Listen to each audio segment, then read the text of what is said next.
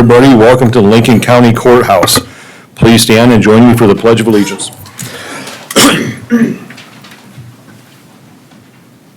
I pledge allegiance to the flag of the United States of America and to the republic for which it stands, one nation under God, indivisible, with liberty and justice for all.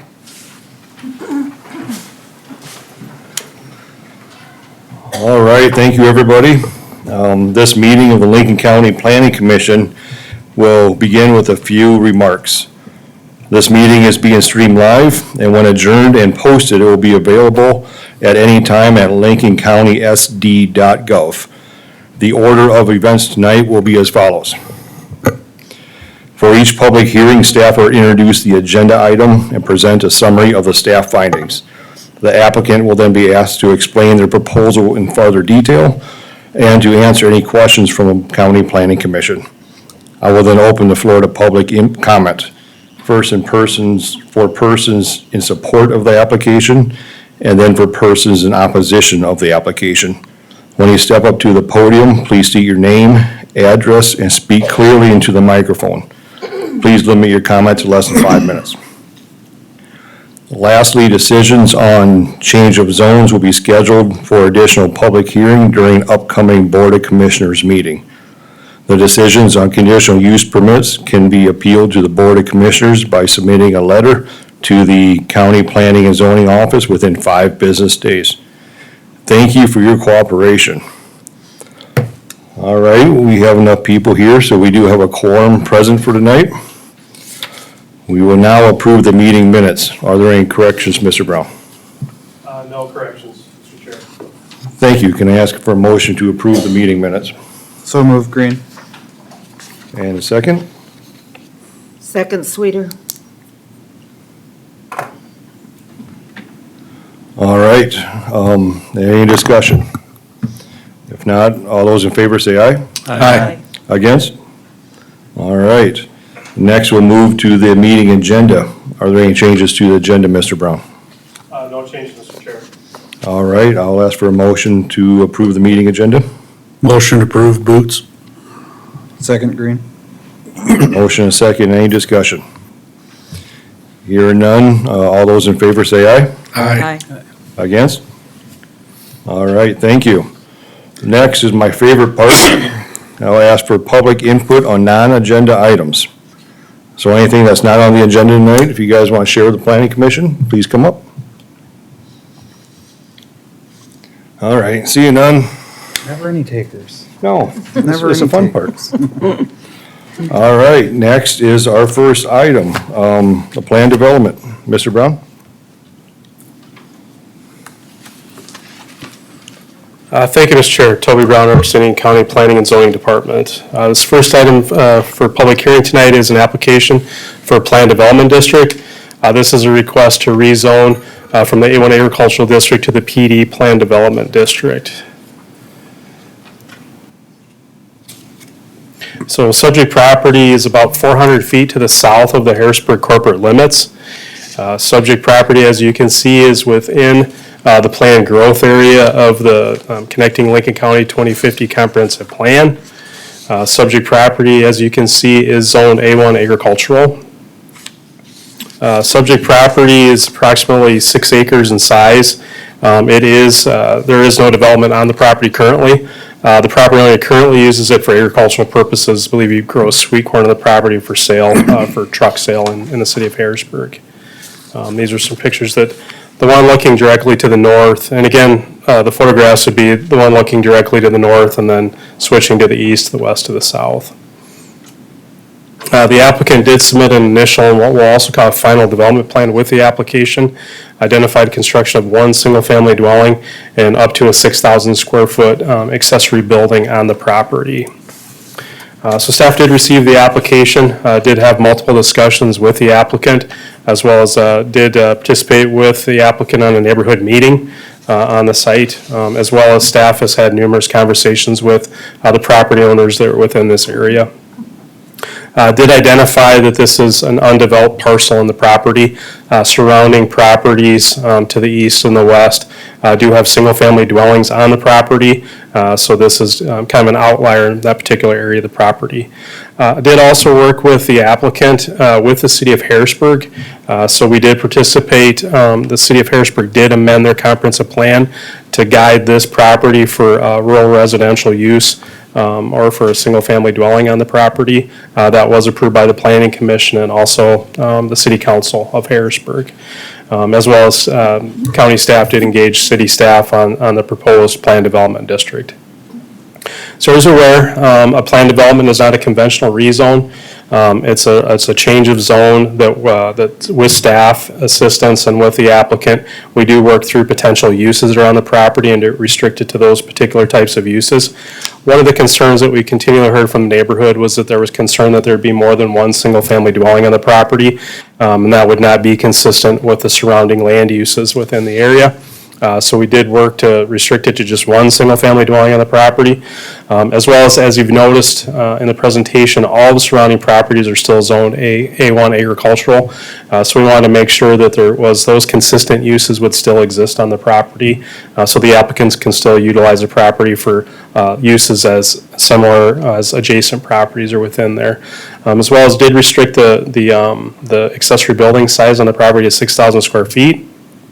As shown on the initial and final development plan, there would be one structure, but there would be, as the second part of that would be, is that we're limiting the total accessory building square footage on the property to the 6,000 square feet.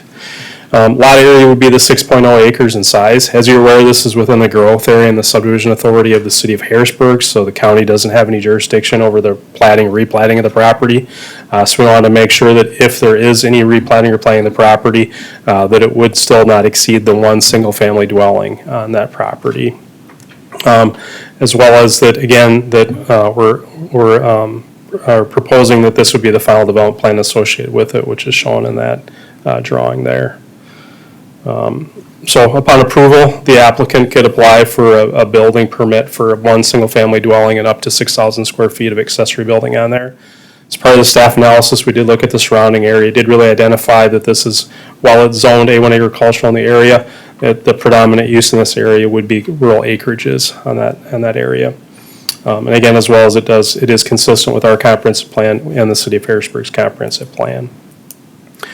So again, this is a plan development change of zone. The Planning Commission tonight will either recommend approval or denial of this request. It will automatically go to the Board of Commissioners for a public hearing and for their ultimate approval to either approve or deny that application. And like I said, did have numerous discussions with the neighbors in that area. Did post a property. The applicant did send notification out to adjacent property owners, but that's as much as staff has heard at this time with the application. So staff does recommend approval of this, feel it is consistent with the county's comprehensive plan as restricted with the land uses and regulations that were identified in the plan development district that I just went through. With that, Mr. Chair, I'll turn it back to you and gladly answer any questions that the board has for staff at this time. Thank you, Mr. Brown. Commissioners, any questions for staff? Question. Yes, sir. These plan developments are, I believe, going to be more common. So with that, I know this is a rezone, so they'll have to come forward for the actual building permits. So if this was not so does a plan development allow for a accessory building of up to 6,000 square feet? Is that, so that's the deal? So Correct. that's, okay. Correct. So if they wanted to go above that, then they would have to come in for a conditional use permit then? But the plan is right now 6,000, but. No, great question. So if they wanted to exceed the 6,000, they would have to amend the plan development district, which would go through this public hearing process again. So it can't be overridden with a conditional use permit. And I think that was important to the neighbors. They wanted to make sure that there wasn't an excessive amount of accessory building on the property, so. Makes sense to me. Thanks, Yep. Toby. Same question. Good question. Yeah. Commissioners, any other questions for staff? Okay, the applicant is in attendance this evening, so. Thank you, Mr. Brown. All right, at this time, I'll ask the applicant come forward and tell us a little bit more about the proposal. Mark Blow, 2600 South Kira Court, Sioux Falls. Been wanting to build a house out there for, it's going on 3 years now. We went through the process once and didn't work, and And with the comp plan changes, why, I think it's good for the area. It's good for economic development in the area, generate more revenue than ag land does. And we've been there since, for 20 years, so that's our goal. All Any right. questions? Thank you, Mark. Commissioners, any questions for the applicant? So, Mark, when you say you went through this process before and it didn't work? Correct, so rumors ran on our street that we were gonna put in 6-lot developments for some reason. I was not aware that that was even taking place, found out at the county commission meeting when they had 5 opposition letters from area residents filed, unbeknownst to me. And because it was rural residential, and legally it would. I mean, who knows what'll happen in 30 years? I'll be 90 years old. Who knows what's gonna happen in the future? So they didn't want it to be rural residential. That might allow that if we had to sell it for some reason, so. But when you purchased, so there is a building eligibility on the property, so it has been since you purchased it, right? No, There's it not. wasn't. There's not. No. So that's the reason it's a planned development, because there is Correct. no building eligibility. Yep. I had Got 11 it. acres, sold one off with 5 acres. I split it in 2008.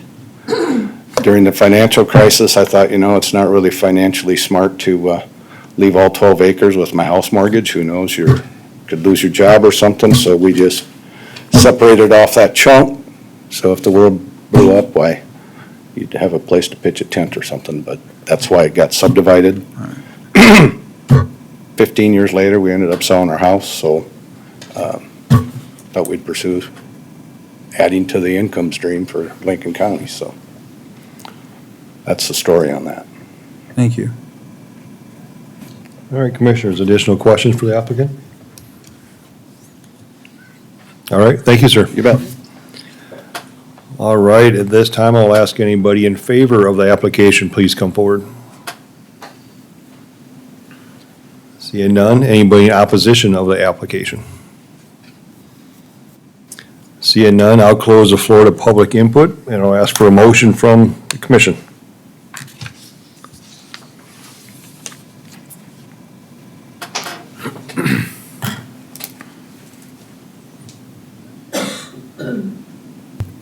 I'll make that motion, Boots.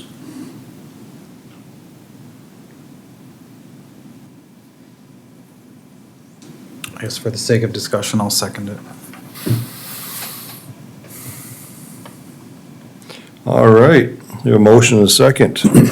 Discussion, Commissioners.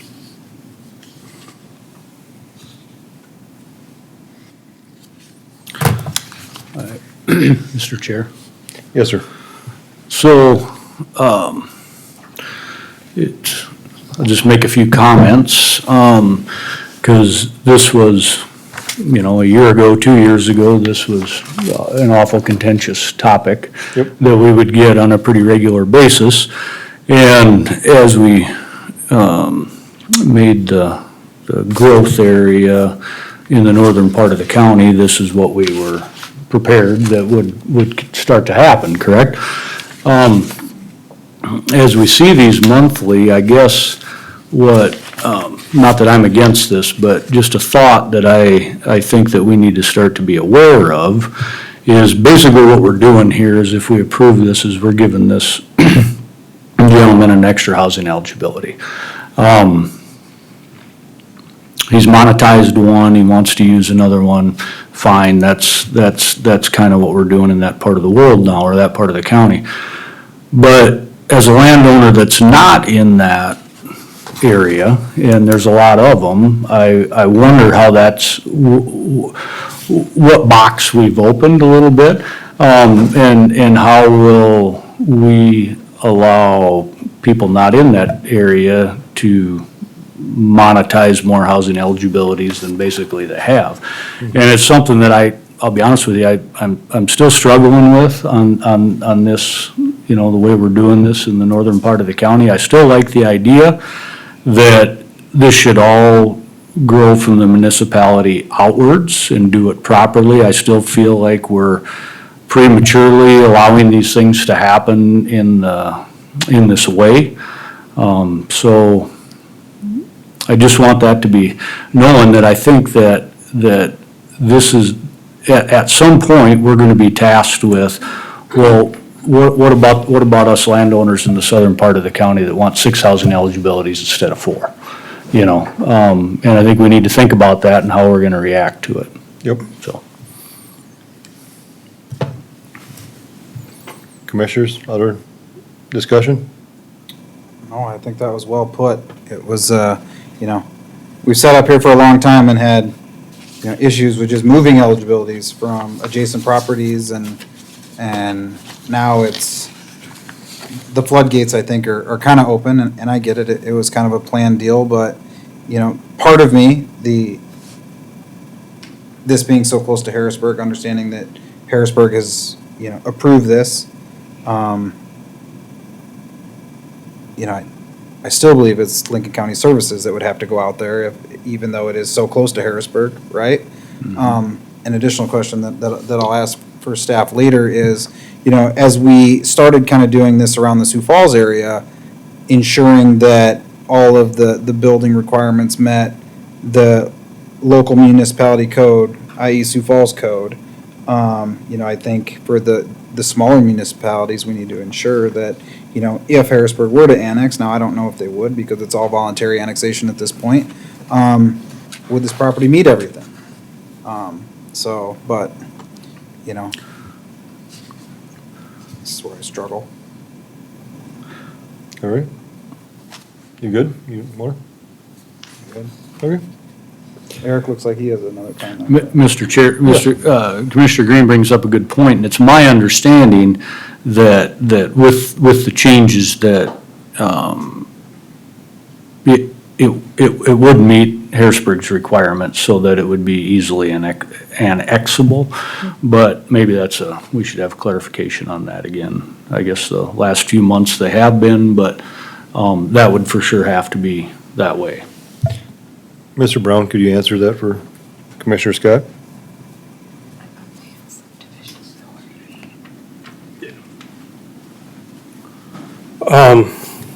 Yeah, in answering the question, yes, I mean, staff has worked with the city of Harrisburg to make sure that this property would be annexable and it would meet their standard requirements with it, as we do with all planned developments. That's what I figured, yeah. Yep, yep.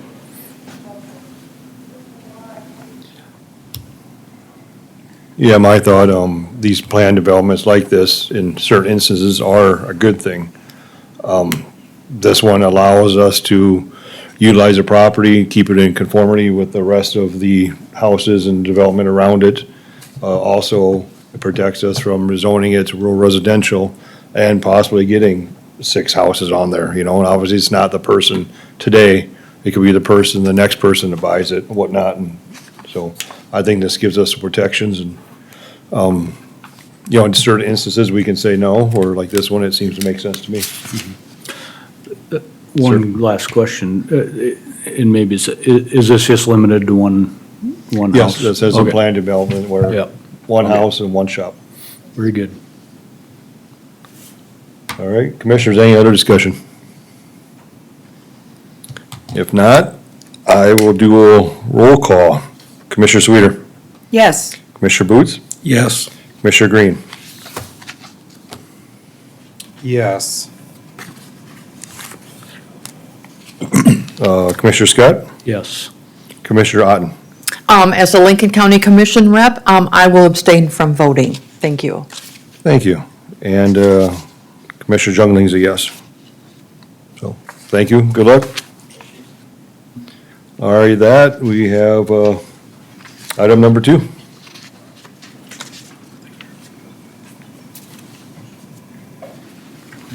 Thank you, Mr. Chair.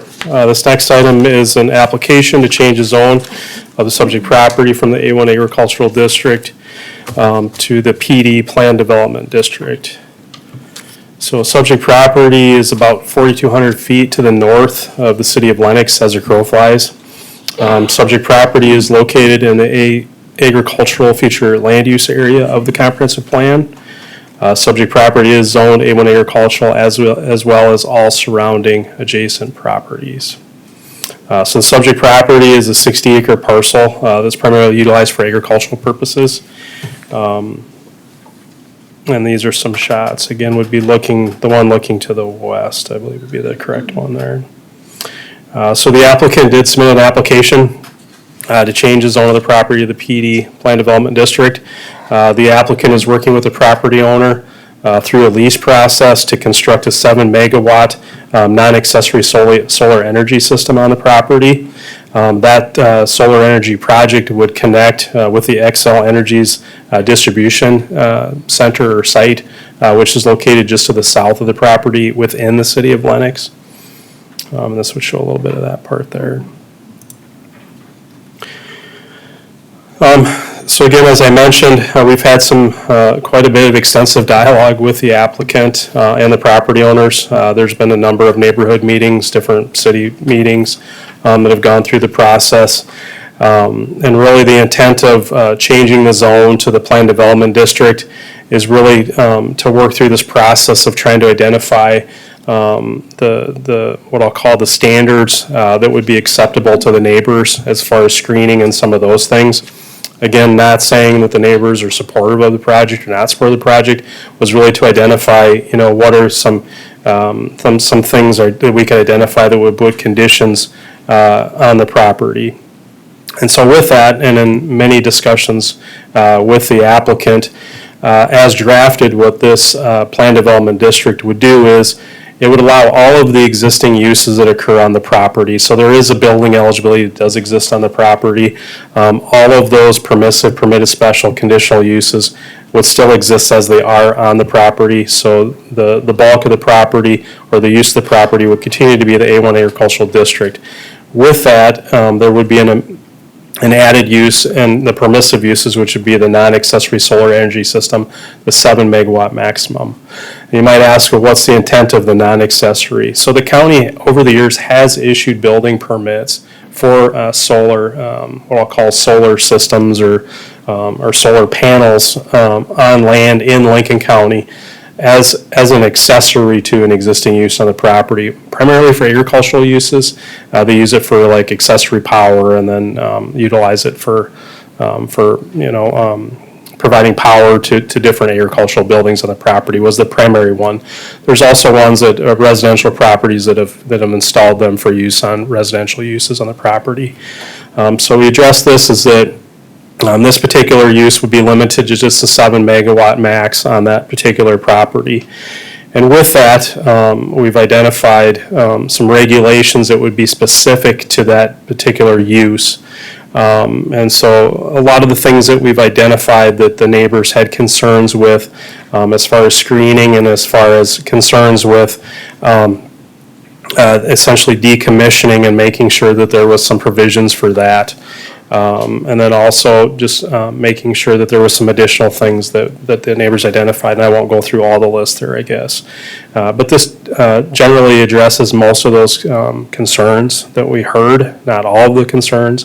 But what I would say is that the size of this proposal is under the threshold for state regulation.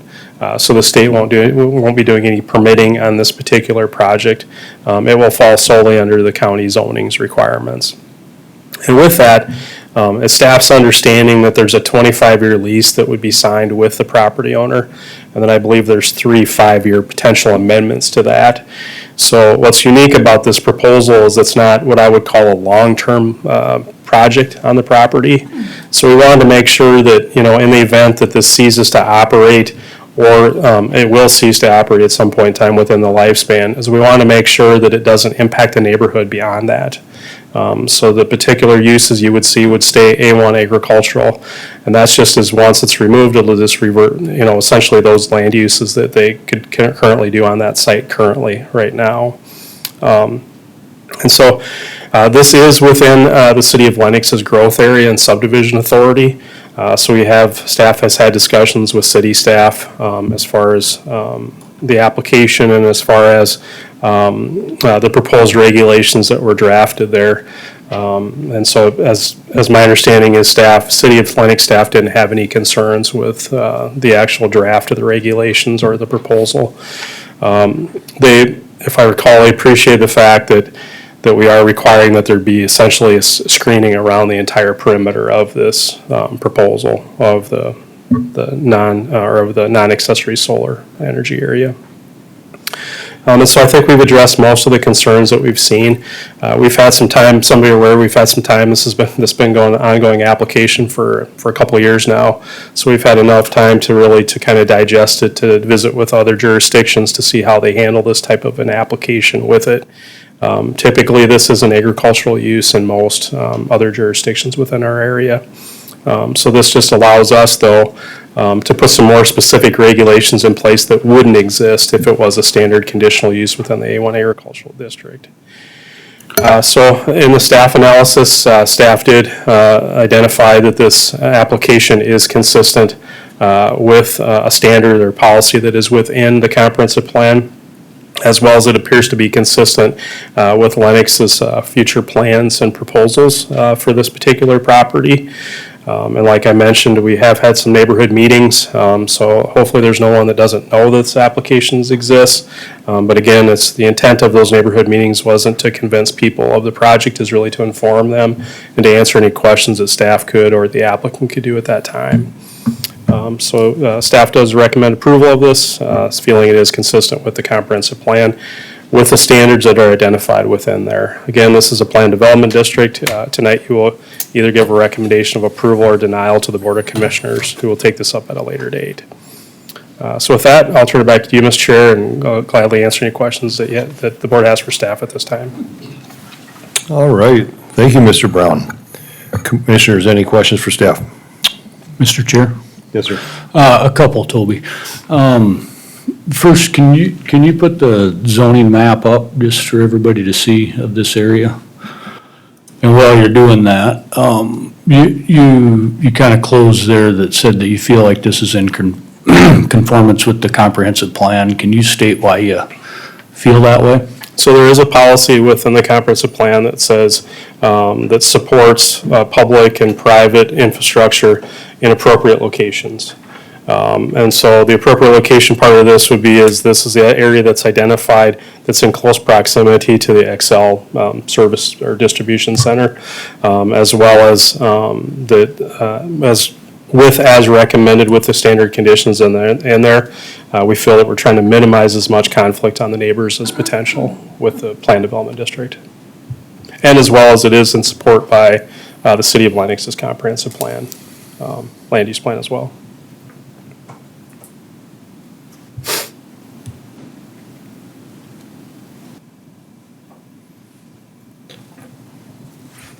All right. Can you show us the? Well, He's talking the GIS map. I think. Yeah. Oh, the GIS map, okay. Sorry. I saw football scores up there for a second. I got excited. Yeah, it's always a risky bet putting that on the screen, yeah. And then just put the zoning layer on, I guess. Okay.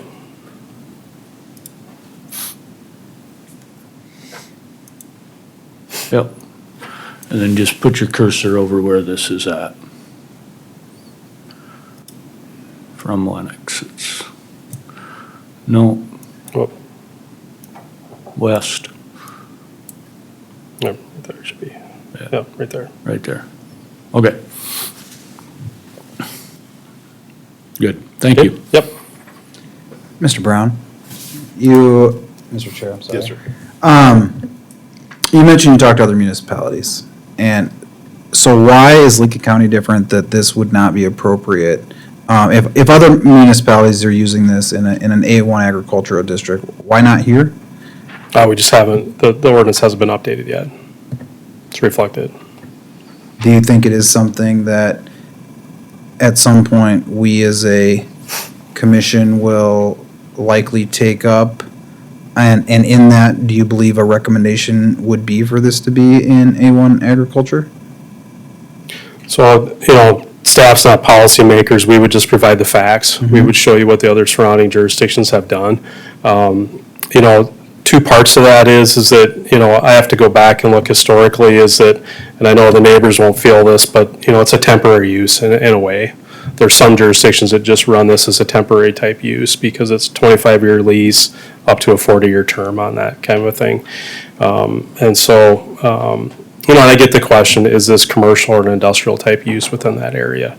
And the real question would be is, you look at it from the opposite side, is this in conflict with agricultural purposes? Would be the question that would have to be asked on the policy side. What I think, and I've tried to express to the neighbors, is it's unique that we're able to do this through Plan Development District because we were able to specifically look at that area and the particular challenges that might be in that area. If it was a conditional use, and you'll hear me stand through the next three and say it meets all the standards and it should be approved, right? The Plan Development District allowed us to work with the landowners and the applicant. And there is no, that I'm aware of, maybe the applicant can talk to that, but there's no jurisdiction that required full perimeter screening on these operations throughout the country that I'm aware of. So I think the Plan Development allowed us to do that more than what we would have done through a conditional use permit. Thank you, sir. Yep. All right, commissioners, any other questions for staff? Okay. The applicant's here this evening and also does have a presentation that I'll throw up here once. Get that. Yep, there you go. Thank you. Hello. Hi, good evening. My name is Tina Munson. I'm the Senior Vice President of Project Development at US Solar. Thank you for having us tonight. With me, I have another colleague from US Solar, Luke, and then I also have our consultant for stormwater from Westwood Professional Services, Brad Willingen. A little tricky last name, and they're there for any questions this evening. I know that we try to stick to the 5 minutes, and this presentation is significantly longer than 5 minutes. It's about twice that amount, so I'm going to just skip to the core piece of the work, I think, of how I describe it as the work. So we work really... Excuse me, if there is something that you think is important that you're cutting out, we'd like to hear that too, so. If you want, I'm happy to give the full presentation. I can don't know make when it you quick. hear everything, but Okay. anything you think. Well, in that case, since you opened the door a little bit, I will back up just a little bit to talk about some of the benefits and of really a community-based solar project. So this isn't 100 megawatt that covers 1,000 acres project. It's about 44 acres within the fence. It's locally produced, and it will go to the use here, right here in the county, right? Basically to whoever's attached to that line. So it is on the distribution line versus the transmission line, which I think is a good distinction for people to understand. It's about 1,600 homes annually in terms of what it would produce. We are hoping to expect construction around 2027, maybe float into 2028. Here's the tax revenue generation for over 25 years, $850,000 in tax. About $1.4 million in electrical infrastructure upgrades that we as developers cover. So we pay for that. And as many of you know, our power lines today are still from the 1950s. So that is one benefit that we do provide. There's some there are some temporary construction jobs created during that period. And typically at a project this size, you would have maybe O&M person float between multiple places that would come in for any kind of maintenance on quarterly-ish basis. I think this is an important one. We not only did we surpass the A1 requirements, but the new PDD requirements that we're given, we're able to also meet those setbacks, including over 500 feet from both the neighbors, and we did that intentionally anyway. And it's good to see that we were able to meet that sort of setback that the Planning Commission this evening is considering. So here's the work piece. We did a lot of community and stakeholder engagement because we understand what we're doing is different, and we also understand that we're trying to be good neighbors and take as much feedback from the community as we can and mitigate as much of it as possible. So we started with a virtual meeting in '24. We had an open house in-person meeting in January of '25. We, of course, did individual meetings with the neighbors. We also went to Perry Township at one of their meetings. We went to the Lenox City Council. So we are going, and we did the work to try to take as much concern as we can and create mitigation as much as we can. And I do believe your PDD performance standards there more or less cover most of them, but there are multiple outcomes from our outreach that we are also committing to do that's above the PDD. So, and then in August, per your comprehensive plan, we did have another on-site neighborhood meeting. So here's some of the outcomes, and I'll focus really on the stormwater because the decommissioning surety was already a standard that was in the PDD that we're going to meet. Much of the concerns that we have heard are around stormwater and visuals. And it sounds like stormwater is not unique to maybe the site in the county. And so we've got this eastern drainage ditch that hasn't been maintained for a while. So we are agreeing to maintain that and make sure that the water is flowing from the north to the south. And along with that maintenance and that promise to maintain it, we'll have to repair or potentially replace the northeastern culvert. We may even remove that culvert. There's one in the northeastern corner that is not in great shape. We, of course, will have a culvert under our access path. And then we put in a temporary stormwater basin during construction, but we've agreed to leave that in as a permanent. Just, we're happy to try to hold as much water as we can on site. And all of these stormwater requirements are above and beyond the South Dakota stormwater requirements.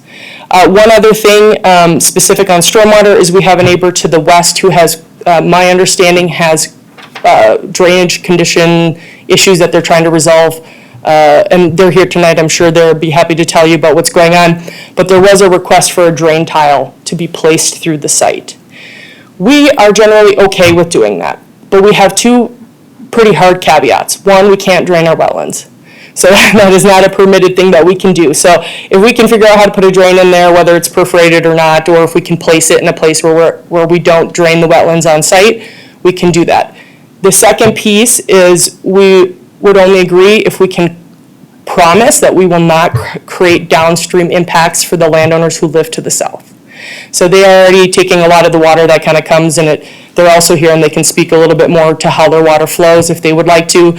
But the last thing we want to do is put in a drain tile and then create flooding for our neighbors to the south.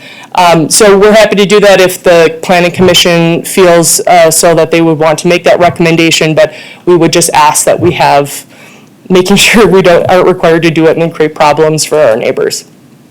And then also hand in hand with that, there's in that southeast corner, they're looking for some riprap to help with some erosion that is existing today. So we've also agreed to ensure that we can try to figure out an erosion control solution there.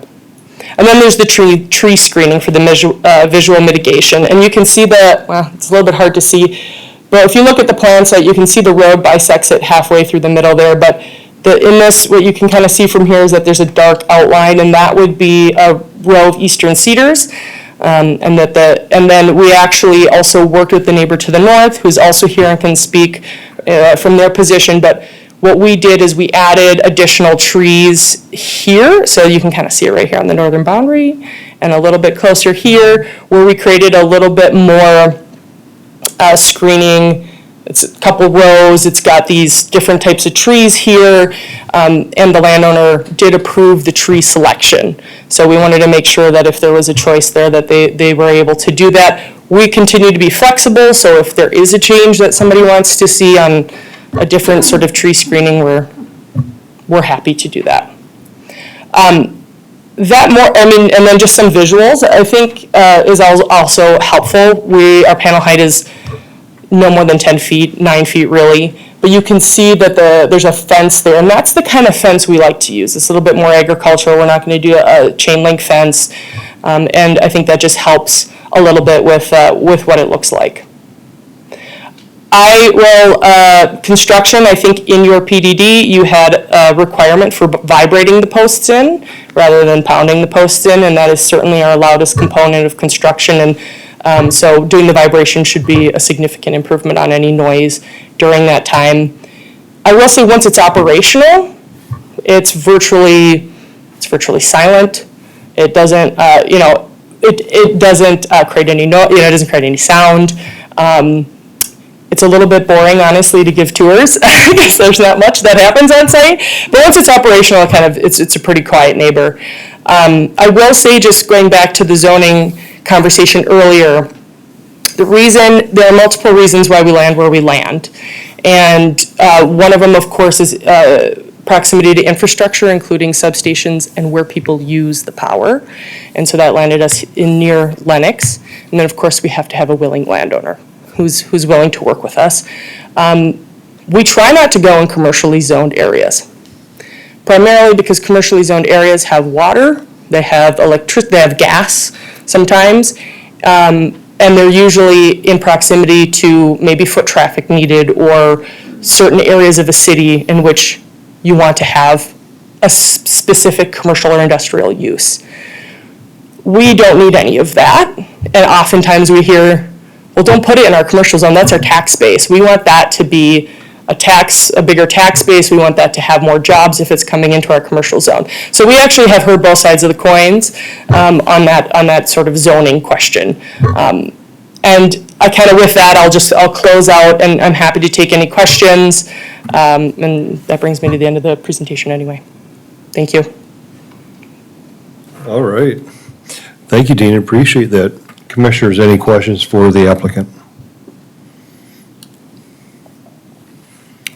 I'll start, Mr. Chair. Thank you for coming. I appreciate the information. I appreciate the presentation that you gave. The current use of that property, what is it? Do you know? Yes, it's currently being farmed soy and corn. Okay.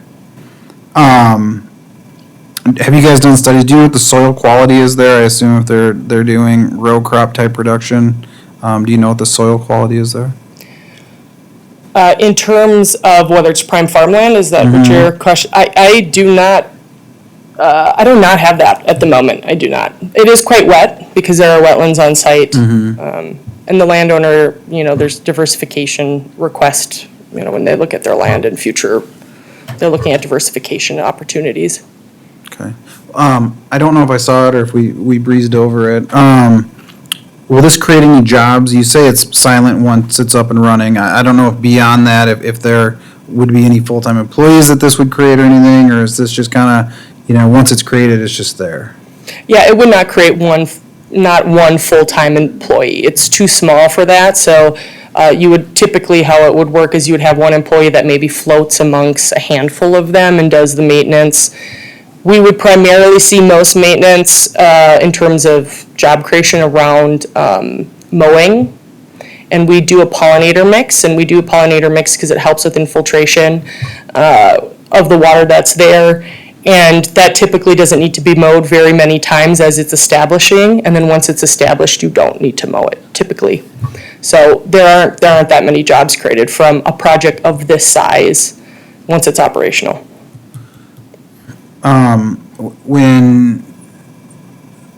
If you go to the slide regarding like the tax revenue and stuff like that would be created.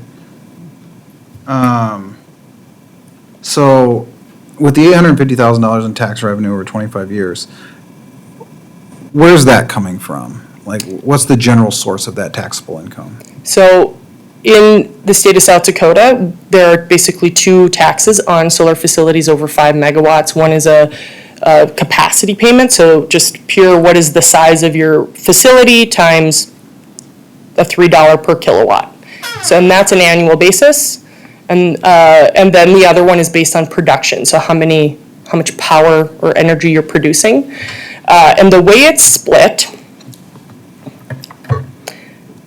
the capacity or the annual tax is about $21,000, and that will go straight to the county. The production is about, call it just shy of $14,000 a year, and 20% of that goes to the county. And then my understanding is that the county does ultimately split it between the school, the town, and the county, so there's a division there, but some of it actually goes to the state. So the state has a fund that takes some of those taxes. So in that part that's split, 20% to the county is the other 80% to the state? I think so.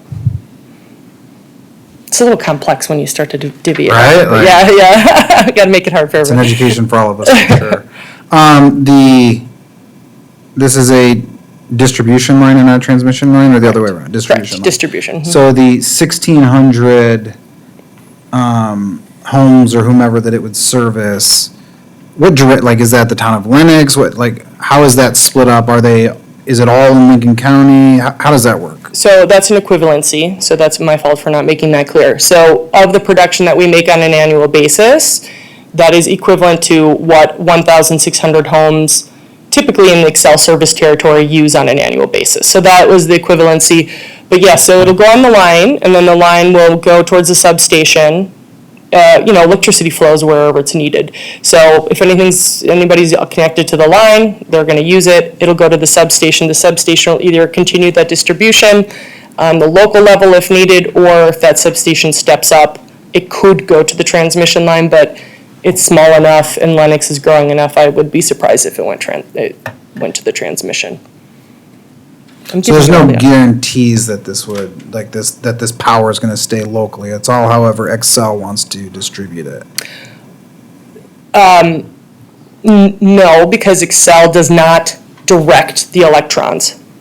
The electrons literally go to whoever's flipping their light on, right? So this is why storage is super important to our industry. It's the only way you can store power at any given moment. Otherwise, anytime something is on, something is producing to provide you that. So Excel doesn't really control where it goes. It just will flow to whoever needs it. And then Excel just bills you. Then, yes, correct. And that's why we're here. Excel also did request solar projects in South Dakota, so that's originally why we're here. Fair enough. That's all I have right now. All right. Commissioners, any other questions for the applicant? Mr. Chair, Yes. if I could just ask, please, thank you, first off, for your presentation. What determines the size? What determined that you wanted this size here? Essentially, the substation. So the substation in Lennox tells you how much it can take, how much people are using on it, and then you try to match the load, what are people using, with what you're trying to produce. So that's how it's sized. And all that has been studied by Excel, so Excel has looked at everything, make sure there's no electrical problems, we're not gonna have, any issues, and they've done that, and we're through that process.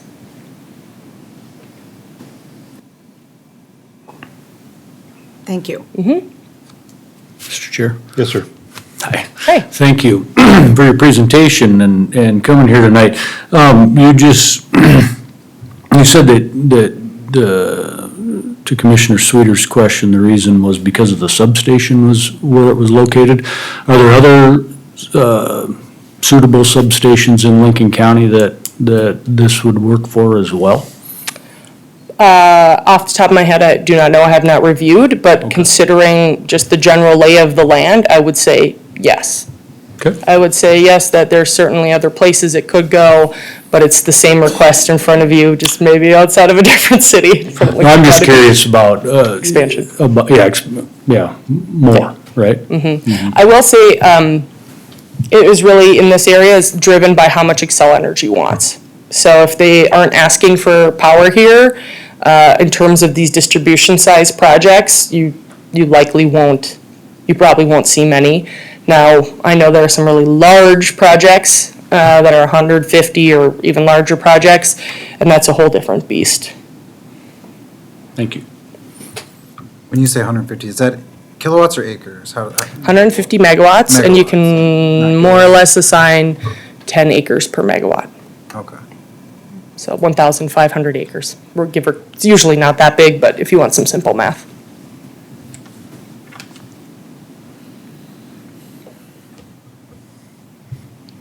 All right, commissioners, additional questions? All right. Thank you, Chair. Thank you, Tina. All right, at this time, I'll ask anybody in favor of the application, please come forward.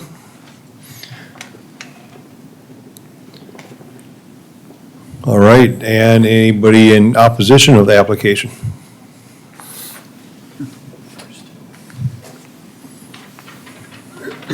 Before we get started, I'd like to just reiterate, we'll probably try to keep the comments to 5 minutes or less. And then, any questions, please direct them to us, and we'll try to get answers, afterwards. We'll write down the questions, we'll try to get answers to those a little bit later.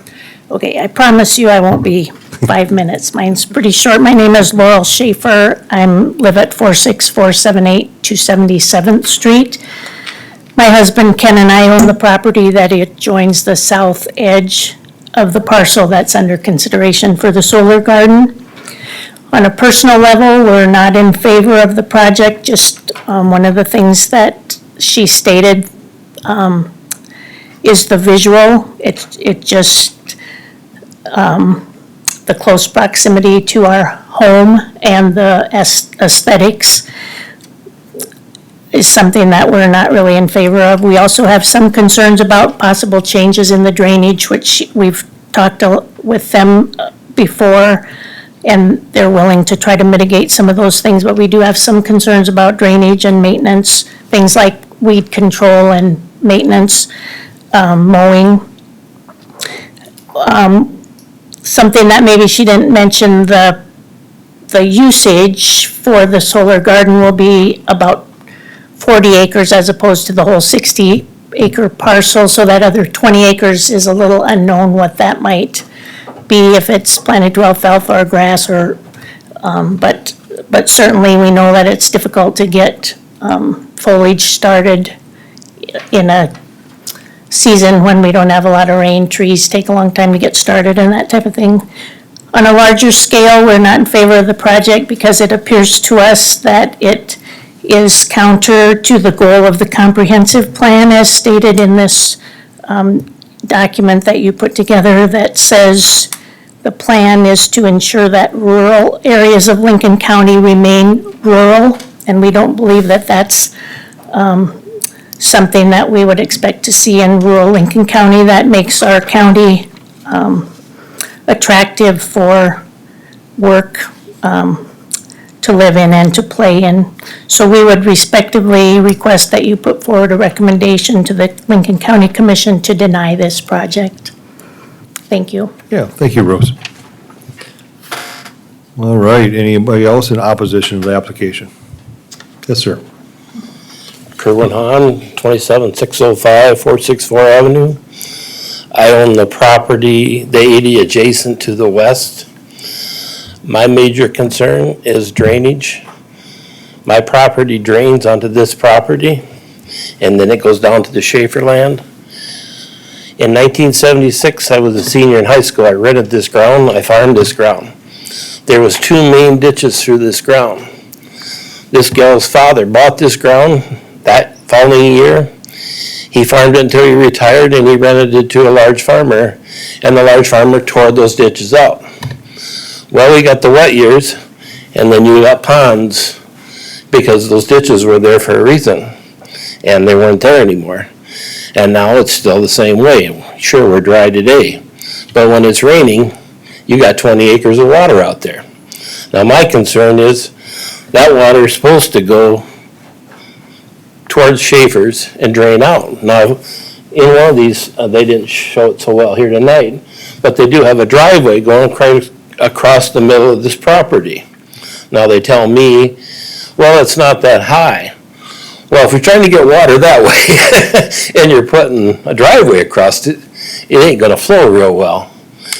And my other major concern is they're gonna have a fence 3 feet from my property line. Well, does anybody know, well, Eric lives on a farm, when the wind blows, that corn stalks is gonna be, I'm gonna have a snow fence of corn stalks. And I just don't know. I honestly don't know if it would be a good idea at all, because for one thing, the drainage alone is gonna be a major issue, because it drains that way. I mean, it's the way it is. And the only way you could change that is if you tiled. And nobody has stepped forward and says, yeah, I'm gonna pay for a tile. But years ago, Dave Strotmeyer was here and myself, we got clearance to drain ours and tile it. But when you got to her property, it was considered you couldn't run perforated tile. So she wouldn't jump on board with the project, so it never got done. Well, now, they're gonna put this on top of it. Where's that water gonna go? Another way we can drain our water is if we go across mine and Dave's dad or brother ran the tractor over it, and it said we'd have to dig down 35 feet in order to get the water to run a different direction. Now, to me, that's you're trying to change the flow of water. Hey, it's your guys' deal, but I'm the one that's gonna have to live with it. Thank you. Thank you. All right, anybody else in opposition of the application?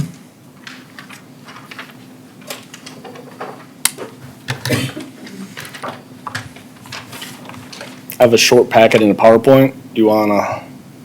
If you're under 5 minutes. All right. Well, I'll give you a copy of each first.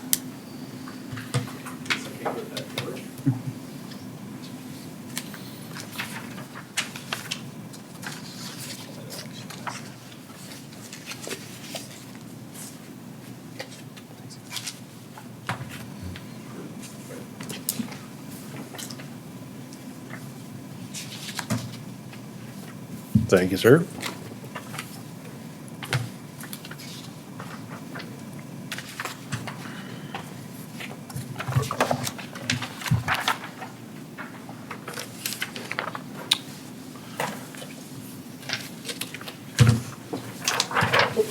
Thank you.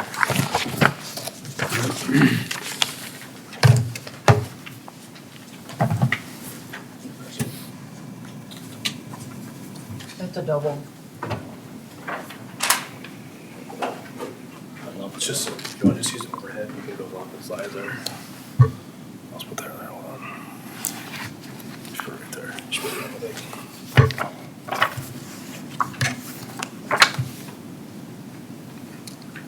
Andrew Nielsen, 27643 465th Avenue, Lenox, South Dakota. Just would like the commission to make reasonable and responsible considerations for the solar farm. Couple things, I am supportive of green energy. Obviously, we need that in our community to help supply our houses with power and what have you. A couple of concerns are the location. And then obviously, requests for responsible siting to protect infrastructure, environment, and property values. So the site concerns are mainly, the majority of my concerns are, if you go through the packet, there's about 20 different US solar projects in the state of Minnesota. If you will see and kind of look through them all, majority of them are all located on a paved road. This is a township road, Perry Township, gravel. We've had a couple dry years in the last couple of years. Do we all understand what happens when we get a dry year? We're going to create dust. Dust can reduce solar efficiency by 30%. So my question is, or recommendation would be to consider, this is obviously going to add a lot of incurred costs to the Perry Township. Obviously during construction, there's going to be roughly 200 to 400 trucks delivering supplies. When we get a wet season, obviously it's going to rut up and maintain, and that's going to cost Perry Township and our taxpayers additional money for that process. And then obviously during the life of this project, if we do have dry years like we've had in the last 2 years, it's going to create dust storms, and dust sits on top of the solar panels. I'm not sure if I've read anywhere that there is a annual cleaning of the solar panels if we are in a drought, but nonetheless, it could decrease the efficiency up to 30%. Again, with that cost to the Perry Township with dust control or the maintenance could incur a cost upward to $175,000 to $300,000 over the life of the line with maintenance. If you look in the packet, there's a rough layout for like a maintenance agreement with Perry Township. It kind of goes through the request to add dust control 2 to 3 times a year to help, if this is the site location that you guys do want to go forward with, adding dust control 2 to 3 times a year obviously would help keep this 100% efficient. Without dust control, you will see right there, these are recent pictures, but the dust blows across the the field sits on top of solar farms. I have a black steel roof on my house, it's no longer black, it's gray. So that efficiency has to be decreased, and obviously that can do up to about 30%. The next is just the township. Last week, we've been dry, we just finally got a 1/4 inch of rain. This is what the road looks at with just regular truck traffic. That doesn't take into account a week of wet weather where it's gonna run up if this is the construction season for the time of construction. So that would definitely incur additional maintenance costs to the township. So I'm just asking for, if this is the chosen site for on the gravel road, that you would consider adding additional requests for maintenance and the dust control. Next thing, Kerwin kind of already explained about the drainage, but I live to the north of this solar farm. You add an 8-foot fence around it, you block it up, you're gonna basically create a lot of these studies, even like Westwood has, or a drainage engineer would do. They don't take into consideration natural events where corn blocks the fence with making a wall, basically a snow fence. So that's one thing that they don't really take into consideration because it's what happens, but South Dakota's windy, it's gonna happen. But it's nothing that they can actually predict or account for in their drainage analysis.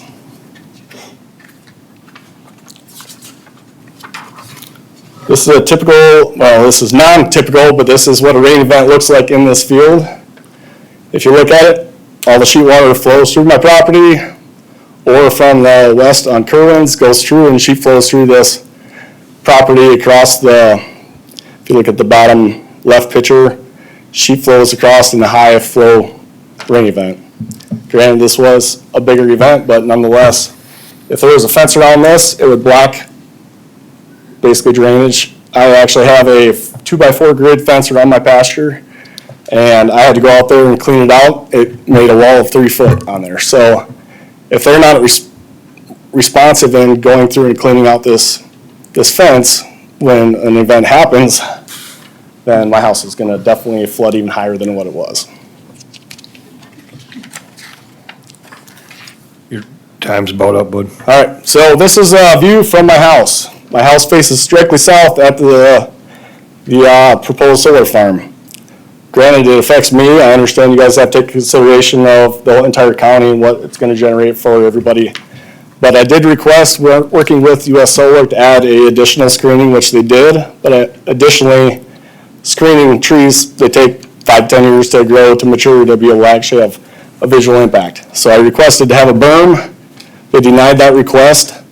But I think that would actually, if you guys do want to propose with this, I would request to have a 5-foot berm, 330 foot long, with the trees on top for immediate benefit for my view. Like I said, I do support the energy and the community benefits that it's going to do. My request to the planning and zoning is strictly, we need to be on a paved road system. That's not going to impact drainage as much as it does. There's multiple highways around Lennox that it could merely be looked at. Granted, they had the first option and the first person that's a willing participant to put the solar farm there. Did they look elsewhere? No. But I'm sure this is the first feeler they got, so I just want you guys to consider looking at a different location. And I guess. Thank you, Andrew. Appreciate it. Okay, if approved, I guess another thing is just considering the emergency cleanup. I guess right now there's nothing in there for specified for making sure that they actually come and clean out their issues in a timely manner. They basically told me it would just be on the next maintenance trip. Thank you for your time. Sorry I'm long. Mr. Chair, can I ask a clarifying question?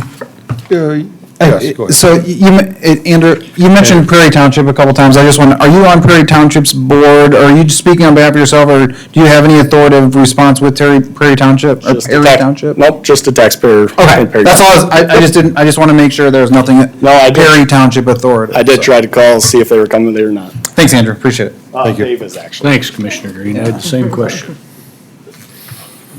All right, anybody else in opposition of the application? Dave Stratmeyer, I'm a landowner to the north and to the west, and also on the Perry Township supervisor. That's My convenient. address- Yeah. Address is 27614 464 Avenue. We have been approached by a number of people who are concerned about the condition of the road. As far as the traffic goes on the road, we agree it'll be a lot of burden on that road during construction. But after that, the 25 to 40 years after that, we didn't feel it would be a lot of burden on the road because it would be no worse than grain trucks coming in and out, being it's agricultural now. Going forward, there would be none of that, so it would probably be easier on our roads going forward. Now, the timing of construction, we don't know. Yeah, it might be a hindrance to us, but we don't know that. As far as the dust control goes, we do dust control on our roads where it's primarily for the washboarding. We do not do dust control for dust because we just can't do the whole township because everybody has problems with dust. We do it primarily for the washboarding. And that stretch of road, we have not had a lot of trouble with washboarding, so we currently have not done dust control. Going forward, we plan on doing more and more every year. Other than that, we have not had a lot of concern. We are concerned about the drainage as well, because that water has to go down that ditch, and we do not want any blockage there causing soft shoulders if the water does not flow. So that has to get done right the first time. Their driveways have to get engineered correctly, and they talked about the one on the north end of the property as well. That too needs to be engineered correctly. I, as a landowner, I've invested a lot of money in upstream water coming through that ditch as well, through a drain tile, so it's concerning for me as well. The concerns about the snow fencing type action with the corn leaves is a real thing. I mean, that does happen. We're concerned about that as well. Also, what we're concerned about is 35, 40 years from now, we're giving this to our next generation. It's going to be ceased in working operation. Who's going to be responsible for making sure that we are guaranteed that gets taken apart, the lines get taken out of the ground, the concrete, whatever concrete there is, the posts, that it gets 100% back to farmable land. We're concerned about that. Like I said, we're passing this to the next generation. We don't want to burden them. So, questions? Thank you. Yeah. Appreciate your time. All right. Is there anybody else in opposition of the application?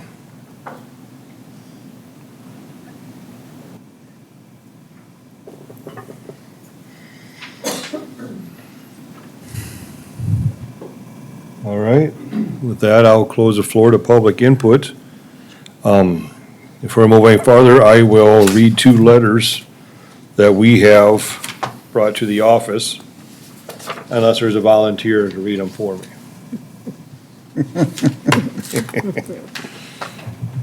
All right. This one is from the Sioux Metro Growth Alliance, dated October 15th, 2025.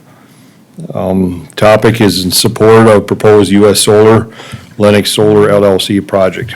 Dear Planning Commissioners, on behalf of the Sioux Metro Growth Alliance, I write to express our support for the proposed USS Solar LLC project being developed by U.S. Solar northwest of Lennox. As our communities grow As our communities continue to grow and attract new residents and businesses, reliable, resilient, and diverse mix of energy infrastructure is essential to sustaining that growth. Projects such as this one provide added electric capacity while aligning with responsible land use and sustainable goals across the Sioux Metro region. We appreciate that U.S. Solar has been proactive in engaging the county, local landowners, township officials, and city staff through the various stages of this project. Their responsiveness to community feedback and initial concerns by some neighbors, including incorporating additional trees for screening, improving drainage management, and planting pollinator-friendly ground cover. This demonstrates a commitment to being thoughtful and responsible partner. In addition to diversifying the local energy mix, the USS Solar project would bring near-term construction employment and long-term tax benefits to Lincoln County, Perry Township, and the Lennox School District. These investments strengthen the economic vitality of the region while supporting energy resilience for years to come.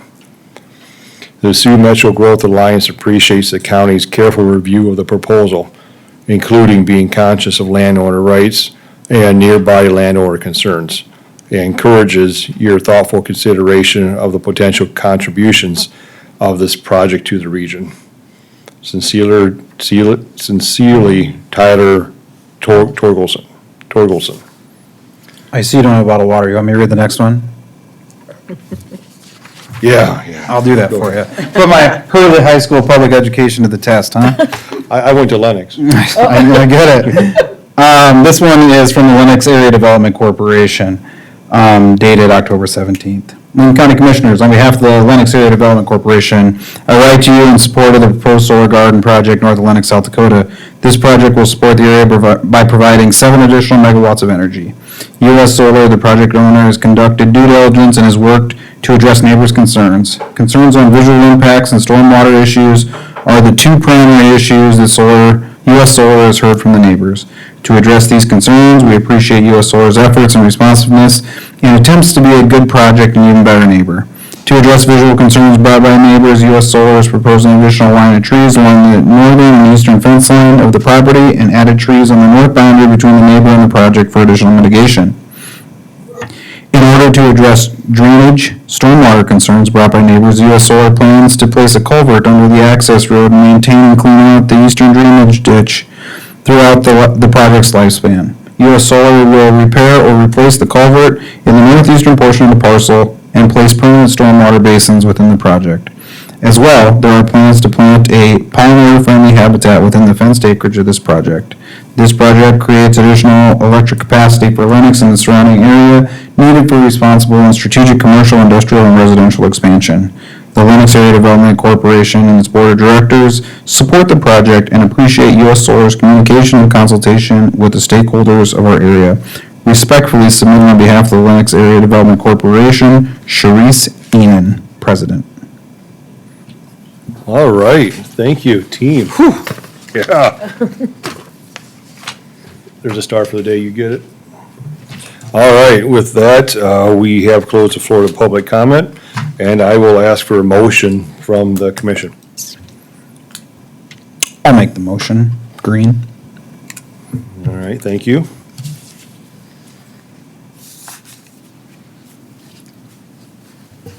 Second Boots for discussion. All right, we have a motion and a second. Yeah, discussions? My initial question's probably for staff, based on the way that the staff report's written, I guess. I maybe should have asked before the motion. But in addressing Perry Township's concerns regarding the road and the construction, normally for a conditional use permit, there are conditions placed on it.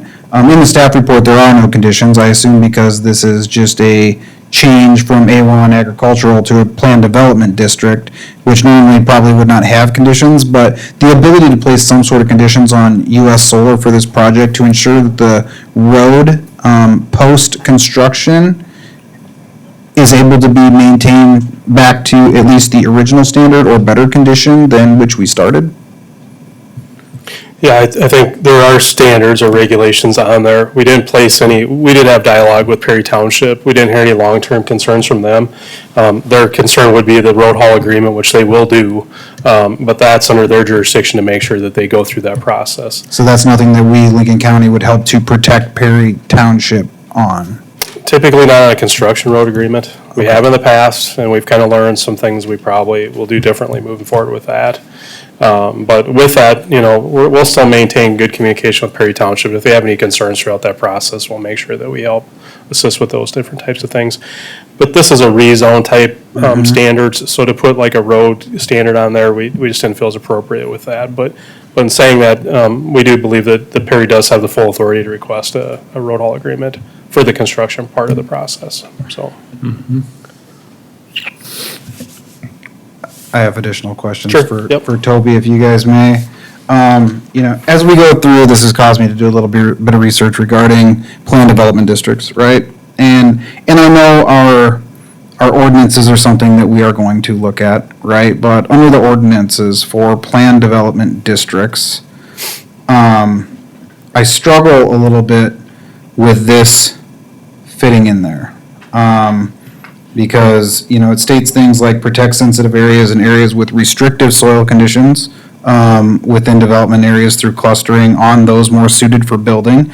As we have heard, I believe this is one of those areas that may not be restrictive soil conditions, as it is currently a agricultural producing land. But it also says it is not the intent of the planned development district to accommodate or encourage the development of isolated small tracts where adjoining parcels are not considered with the overall development scheme. I struggle with the intent of the district and what I feel personally we're trying to do here based on, I don't know out there that there's a development scheme, right? There are small acreages, and it is largely agricultural producing fields, right? It is, north of Lennox, which, Lennox expanding to this area is part of some development scheme in the future. I think that's quite a ways off. Probably even the lifetime of this solar project, I don't know. But that's where I struggle based on staff's analysis, just to be honest, is trying to see how this fits into the plan development based on the way the ordinance is written. Sure. So probably more of a statement for the group than, trying to get you to justify staff's analysis, but that's just kind of where I sit on it. Well, I think, we've heard comments from the public and from the applicant as well, too. And throughout this process, number one is I'll reference back to the comprehensive plan, because this is within the growth area of the city of Lennox, that encourage us to work with the plan development process. The plan development process, I think, gives us, typically you would see a plan development process that might have rezoned this to more other types of land uses. But the primary land use that this is still going to remain is A1 agricultural. And so it's going to stay the same land use it is today. We're allowing an additional land use within there, within that property. And whether or not it's consistent with the surrounding properties, that's your determination tonight through this process. But through the plan development process, we've been allowed to, the challenge, and I'll say, somebody will ask me, what's the difference between a plan development and a conventional rezone? I'll always say, whenever we do a conventional rezone, everybody wants to put conditions on it, right? The Planning Commission does, the Board of Commissioners does. This is the one opportunity where we can actually rezone property and put conditions on it. And that to me is the main two differences between what a conventional rezone and a plan development rezone is. The other thing it allows us to lock in what this is, and I didn't, I screamed through this process, but I wanted to make sure this is what's different between this and a conventional rezone. We're locking in this right now. They can't change this, they can't amend this. If they do, it has to come back through this process again. That's the benefit of the plan development district. So this is a proposal, and with the requirement is they're gonna be 50 feet off the property line for the fence line. So the fence line is not gonna be 3 feet, it's gonna be 50 feet off of all the surrounding properties. So that's far in excess of what the setbacks are. But from a staff perspective, we want to make sure if they ever built structures in there, if they ever did anything in there, or stored anything in there, that it would meet the setback requirements, because we've always run into issues with those different types of things.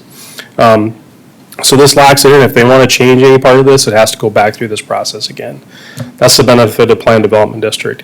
So to roundabout answer your question, I think it provides better, like granted, the neighbors, have their opinions on it, but this gives them greater protections than I think if we rezoned it to a conventional rezone to fit with whatever, what you think it would be or not be with that part of it. So it allowed us to engage the public better. It allowed us to engage the applicant better to go through those things. And I think some of the things the applicant's not supportive of, the things that we're requiring as far as putting, essentially if you look at the trees, the size requirements that we do in there, we're requiring them to put a full screen around this entire project.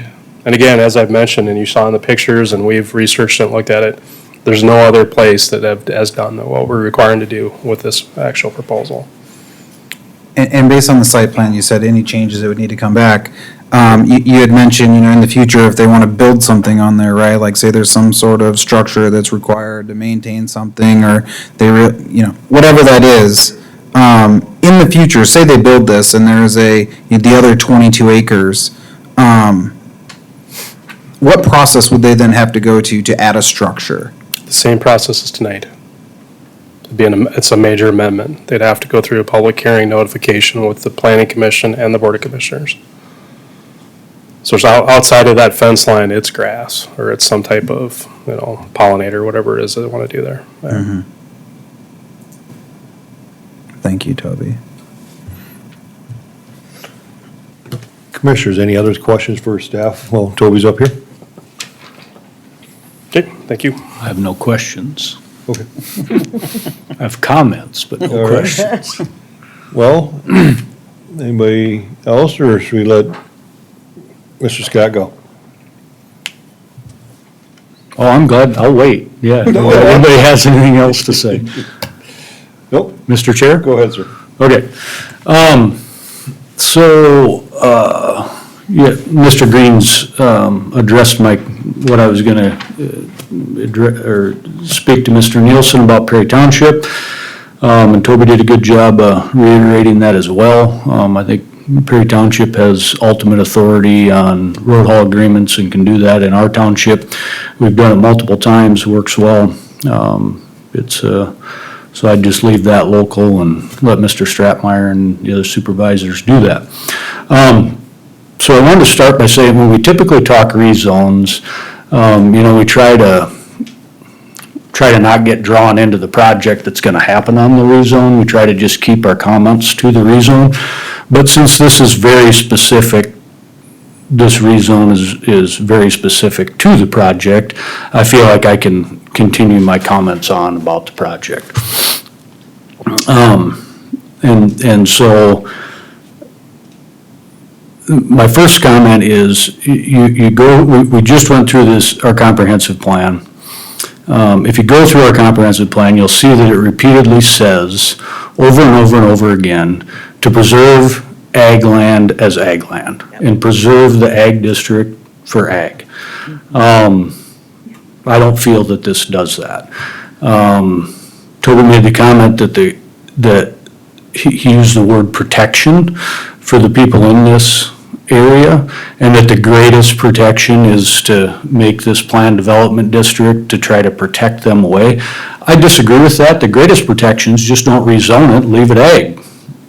That would, in my opinion, be the greatest protection for the people and the residents right there around this. The reason I had Toby at the beginning bring up the zoning map with the layers is because we've repeatedly talked about how we don't want random zoned areas in and amongst our county, and that we've tried to consolidate those to certain areas. And by passing this, you can see, you just look at the map, there's no other planned development, there's no other nothing other than ag, and so we would completely be going against all the things that, in my opinion, that we've discussed for many years, and we've settled on that we weren't going to do that anymore. And so I will struggle, and probably one of the main reasons why I won't support the rezone is just for that matter, is it is it doesn't conform with the current zone. And if it was an ag use and it's so fitting for ag, why does it need to be rezoned at all? Is the question I have. And why does it need a fence all the way around it? I've been in this neighborhood a lot. I know where Mr. Hahn lives. Mr. Hahn doesn't have a 5-foot-tall fence around his property that you can't see what's going on. Neither does Mr. Schaefer, or Mr. Benson, that whole area. I mean, and so when you have to allow a use in there that needs a fence so that you can't see what's behind it, to me, that's non-conforming. And then just my last concern is, this would be the first one we do.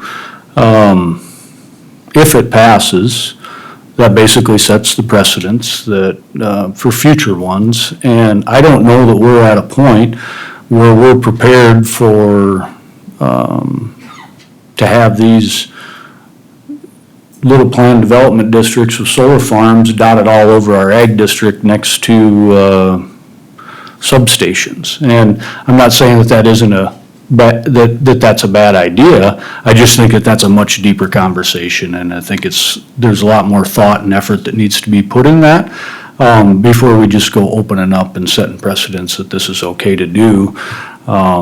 Like I said, not against it. I just think that it's definitely something that we would have to have more discussion on for me to feel comfortable. So with those points, I will vote against it. And would look forward to any future discussion on how to handle this going forward, so. Thank you.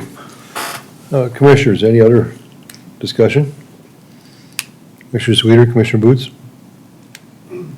Yeah, Chair, I think a lot of it has been said already, but that's the one spot that I struggle with.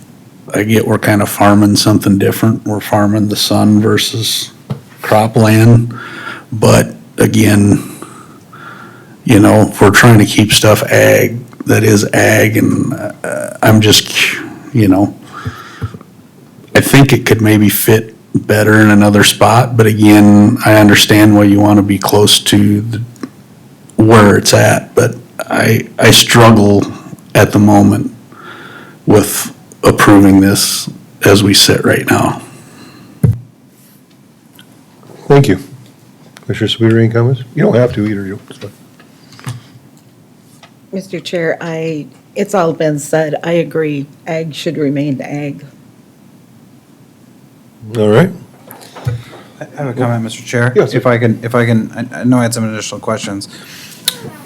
One of the things I struggle with that we see before this commission quite often is, and maybe less than quite often, honestly, is when the landowner comes and discusses their involvement that they have with the farmers. I know it was addressed, you know, the gal who owns it, her dad bought it however long ago. My guess is the reason that she may not be here is because she's not local to the area. And with that, you know, I do struggle with, you know, understanding that we're being good neighbors. I think we're considering US Solar the neighbor here, or the USS Lincoln Solar Development the neighbor. But there's a landowner that's involved too, and I guess I would have preferred the landowner to have come here. It's their lease. It's their 25-year lease. Ultimately, likely, I would say, they were probably the one most benefiting, not the neighbors. Likely not the individual electricity consumer based on our own utility rates, right?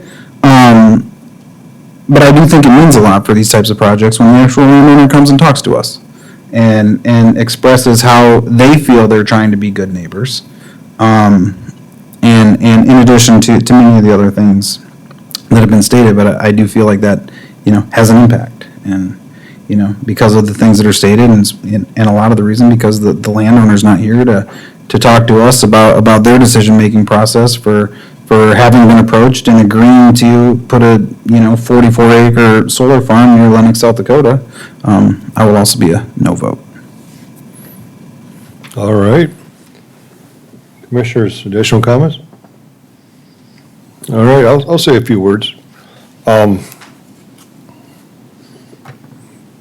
Yeah, coming in this, I was both sides. I belong to a utility. I run power for the city of Sioux Falls, so I know exactly how substations and transmission lines work. This is where this is needed in relation to a substation and the power needs. There's power needs, a requirement from the state PUC and from MISO, the regional, that you have to have so much solar. You have to have so many megawatts of capacity. You have to have that. So it's going to go in somewhere. With this, I think US Solar has done plenty, fence, 50-foot setbacks, offering to clear out the ditch, make sure rain goes well, offer the culverts. I mean, these are all stuff that will get fixed with this. Now it's just still going to stay a field where the ditch will fill up. The road will still be the way it is, and they won't have the improvements that US Solar is going to come in with. On the other hand, too, I 100% understand where I grew up in the country, and I like seeing across the field as far as I can see and not seeing obstructions, not seeing this. On the other hand, too, I live in the country, bought it 10 years ago now. I have a school and 600 houses around me. You know, and there used to be a field and sunsets. Development does happen. You got to move a lot farther out to be away from development. Still don't know which way I'm going to vote. That's just my thoughts on this entire thing. There is a good economic impact for the city and for the county. Now the agreements are in place after the 25-year lease is up. Everything's in this agreement that they have to pull everything out. They have to go back to the way it was, unless there's a new agreement, a new lease with whomever owns it at that time. So, yeah, I guess all we can do is go roll call, and I'll vote last. Well, I think. Benefit of being the chair. So we do have a motion second. If there's any amendments you guys like to make to the planned subdivision, now's the time to do it. Otherwise, we'll vote on the original motion. All right. With that, Commissioner Sweeter, you want to go first? No. Commissioner Boots? No. Commissioner Green? No. Commissioner Scott? No. Commissioner Otten? Abstain.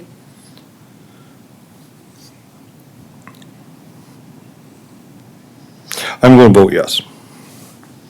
All right, so the planning rezone fails, 1, 2, 3, 4, 4-1 with abstain. All right, next. And that's just a recommendation that goes to the full commission, just so That's everyone's correct, yeah. clear, right? Yeah, we're only recommending to the county commission, so there'll be another hearing for the county commissioners, Commissioner Otten and the rest of them, so. Yeah, if you have concerns, make sure you show up for that meeting too. All right, item number 3.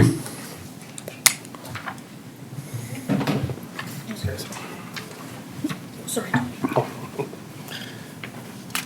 Okay. This next item is an application for a conditional use permit to do a tree grinding operation. Subject property is located about 4,600 feet to the southeast of the city of T. I must say also 5,620 feet to the southwest of the city of Harrisburg. As you're aware, all of us are working on amending the joint jurisdictional area and also the growth areas plating jurisdiction municipality. This currently falls under the plating and growth area of the city of T. It will not. After this month, it will fall back under the city of Harrisburg. Staff has worked with both staffs to make sure that this is, if they had any concerns with this proposed application. So subject property is a little over 9 acres, about 9.5 acres. It is a split zone. It does have commercial on the west side. It does have A1 agricultural predominant through most of the property. Where the applicant is proposing to do the tree grinding operation would be on the A1 agricultural zone property. That is necessary because the A1 agricultural district is the only area where you can do this type of an operation. So the subject property is primarily undeveloped. It doesn't have any structures on it at this time. It's primarily just used for outdoor or storage or warehousing on the property. The one would be looking, so the applicant's proposing to access off of the county highway and not off of the township road going to the north. So I did work with the applicant to do a site plan on this. So the applicant is proposing to lease the property from the landowner and identified those areas where they would be doing the tree drop-off sites and then the grinding operation, which they essentially grind the trees into chips, and then the chips are removed from the site. I'll probably show this part a little bit better here, but.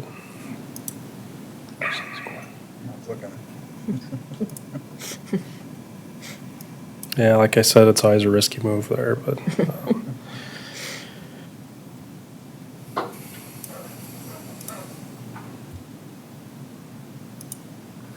So this area does have floodway and floodplain on the property. So with the site plan, we're ensuring that there will be no operation within the floodway.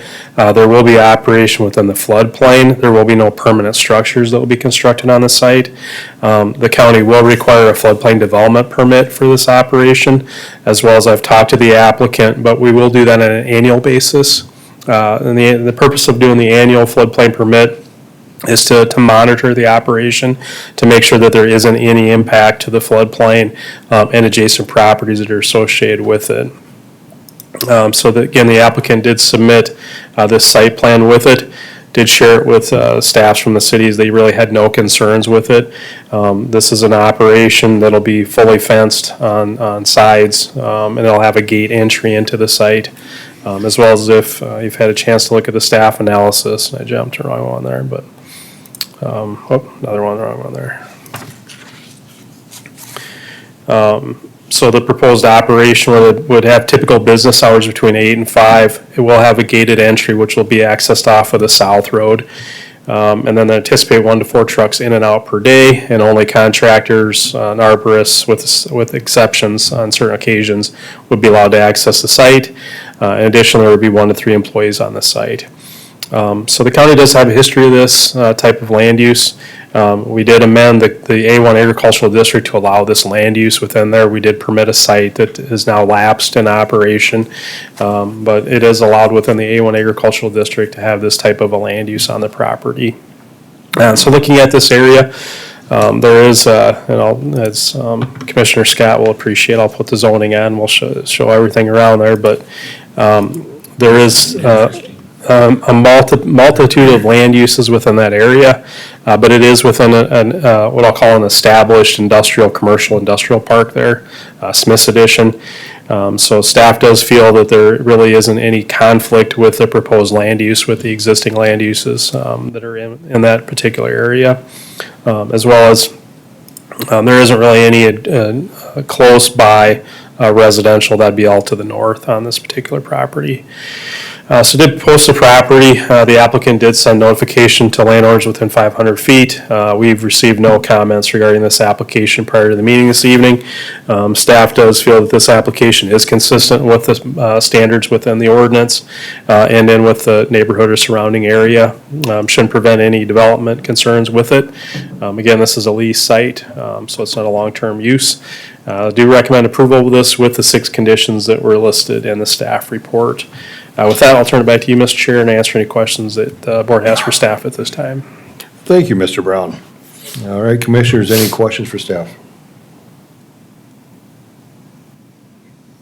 Okay, the applicant is in attendance this evening. For any All right, questions. thank you. All right, I'll ask the applicant come forward and talk about their proposal. My name is Randy Naminga. My address is 47519 288th Street, Beersford, South Dakota. All right, can you tell us a little bit about what you're proposing here for your conditional use permit?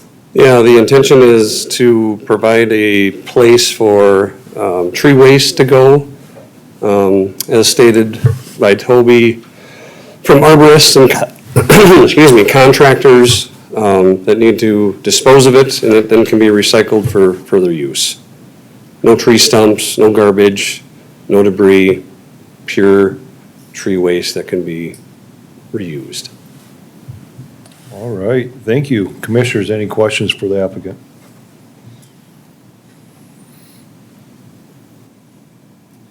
I have a few for you, sir. Are you going to limit yourself to size of trees? I mean, will you take big trees and grind them up, or you just little, is there a size for your? Really, the limits of the size would be that what the machine can handle, but then we also have tools that we can use to, split that wood up to smaller sizes. Okay. And then where do you bring the waste after you grind it up, or what's your? There's various sources that it could be taken to, but primarily it would be the Poet ethanol plant Okay. in Chancellor. And I suppose your frequency of unloading the site depends on the amount of fill you get. Correct. Do you have, I mean, would you plan it scheduled? My concern is if there's any smell, I guess, from debris being ground up and staying in a wet pile for, long amount of time. Yeah, the intent would be get it in, get it out approach, that it wouldn't sit on site for any long duration if possible. Because otherwise it starts to break down and turns into Right. organic matter. Yeah, not fun stuff. No. All right, and have you talked to the township at all about the increased traffic on that small part of the road? I have not spoke with the township at all regarding that. Our hope was that the traffic would stay on the paved county road and hopefully wouldn't utilize the township road at all. Is the access from the township road, did I hear that wrong? Or No. is it off the highway? It's off the highway. All right.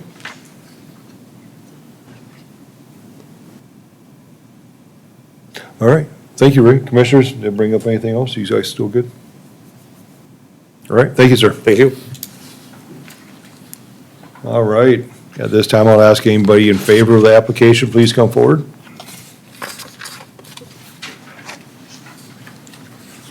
Art Hanson Jr., owner of All Seasons Property Maintenance.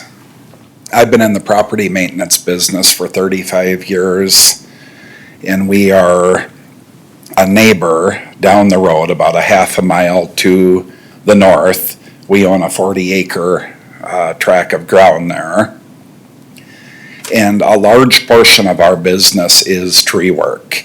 We dumped up Mueller's for 7 years that we've been on our property now. And since Mueller left and they're located clear out by the dump, it's a pretty big inconvenience for us to drive that far.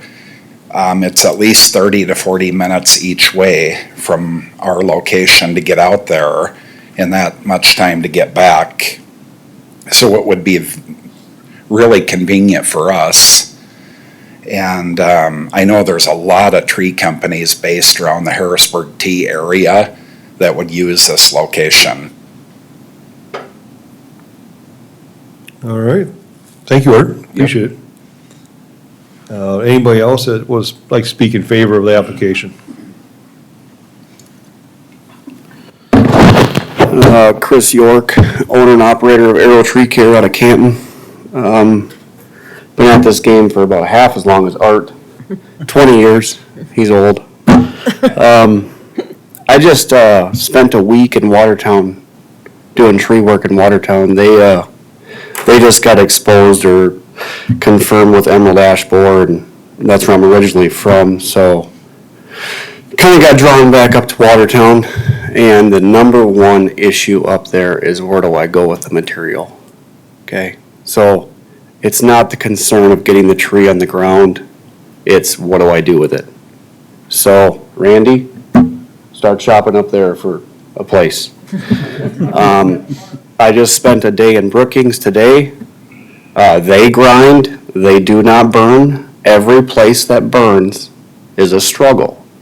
So You gotta get more outfits understanding that this can be used in a biomass situation with the ethanol plants. Okay, so if you're not aware, they're using this material Emerald Ash Borer is providing, and we're grinding it up and we're selling it to Poet. So then Poet is using it to make biofuel. Okay, we don't need to burn anymore. We need to continue to grind and sell to these ethanol plants.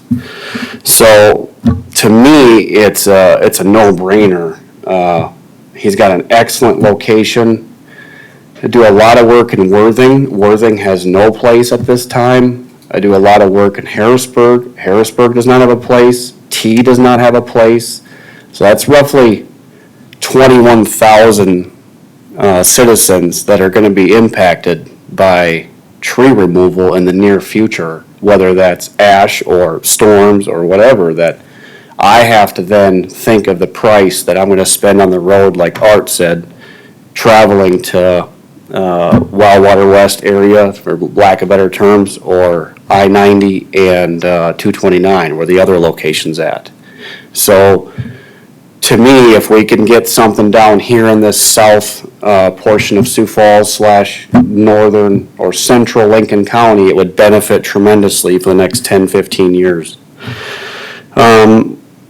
The next thing that I would like to mention is the safety concern. How many of you guys have been behind a trailer that's got debris hanging out the back of it, hauling up the highway? And those guys are headed clear to Wildwater West or clear up to I-90, or you could put something down here. It's that much more beneficial. You know, he's getting that stuff off quicker.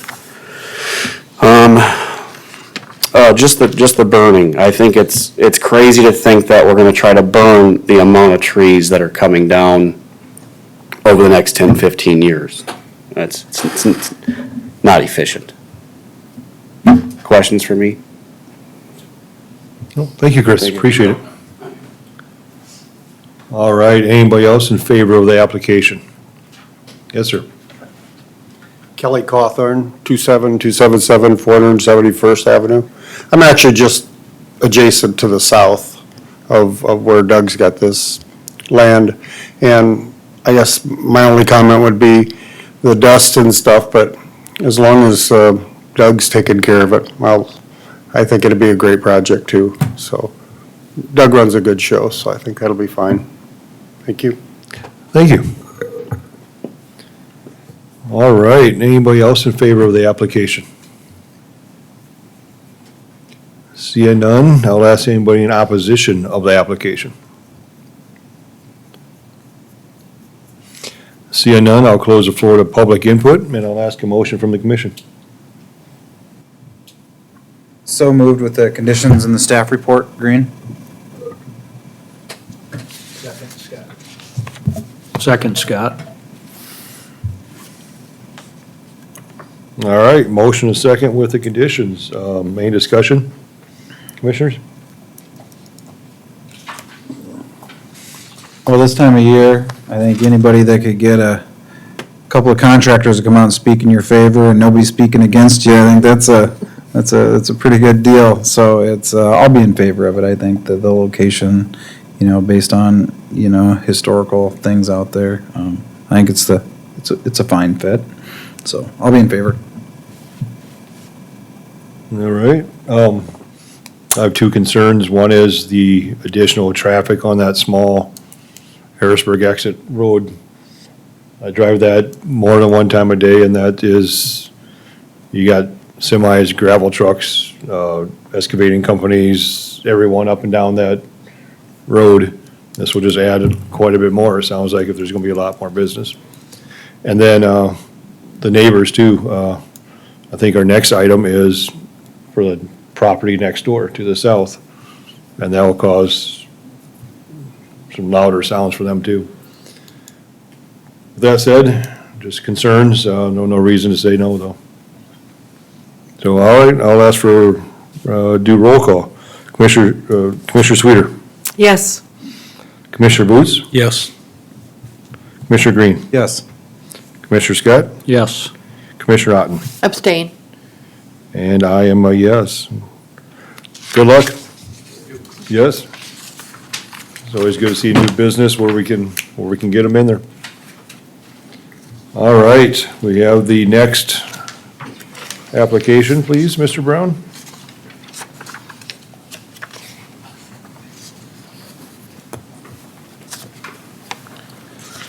Okay, this next item is a conditional use for motor vehicle sales and repair.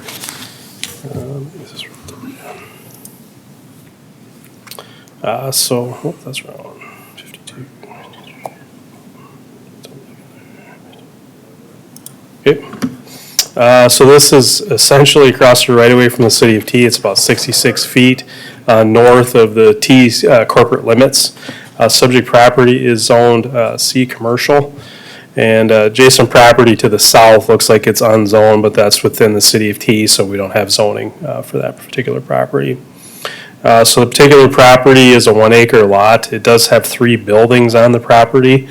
The applicant is proposing to utilize only one of the building on the property, be this middle building, and only a portion of that existing building. And so with the site plan, he's proposing to have employee and vehicle parking, and then space for his vehicle storage associated with it. So it's typical type of motor vehicle sales and repair type operation. So staff did receive the application, did have some discussions with the applicant. I did do some analysis of the particular area. Again, this is within an established commercial park, the Kearse Lake Addition. And so the applicant is again proposing to do motor vehicle sales repair on the site. Business hours would be between 10 and 6 a.m. Monday through Friday. Customer visits are appointment only with occasional special hours outside those normal business hours. No additional employees are expected beyond the applicant, so it'd just be the one employee on the property. And so, again, looking at that particular area, there is a number of operations within that area that are similar to that, if not some intensive more than others and some non-intensive more than others. A lot of warehousing in that particular area, but this doesn't, as proposed, does not seem to be intensive with it. And so with that, staff did post the property. Applicant did send letters within 500 feet. As of this point, we've received no comments regarding this particular application. Staff does feel that this application is consistent as conditioned with this particular area, and does feel this is consistent with the comprehensive plan as well. So staff does recommend approval of this application with the 5 conditions that were listed in the staff report. With that, Mr. Chair, I'll turn it back to you and answer any questions that the board has for staff at this time. Thank you for that, Mr. Brown. Commissioners, any questions for staff? Mr. Chair, if I could? Yes, please. I feel like, Toby, this is something I ask every time, but I always like to clarify for the record.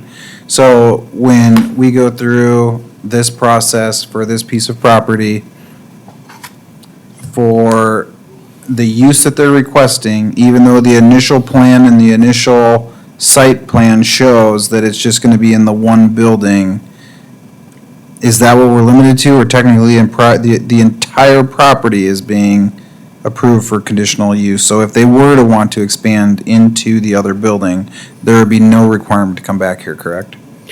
No. So this is a little bit unique than the other ones we've been doing lately, where this one actually has 3 different addresses, separate buildings on the property. So we're only allowing it for that particular building on the property with that proposed site plan on there. So if anyone else proposes to do it or not, they'd have to go through the same exact process. Okay. You know, typically we don't see this with 3 addresses on the same property like this. So this gives us a little bit more ability to just focus on this particular building and this particular operation with it. And I should say there's no other car sales that on that particular property or conditional use permits for it, so.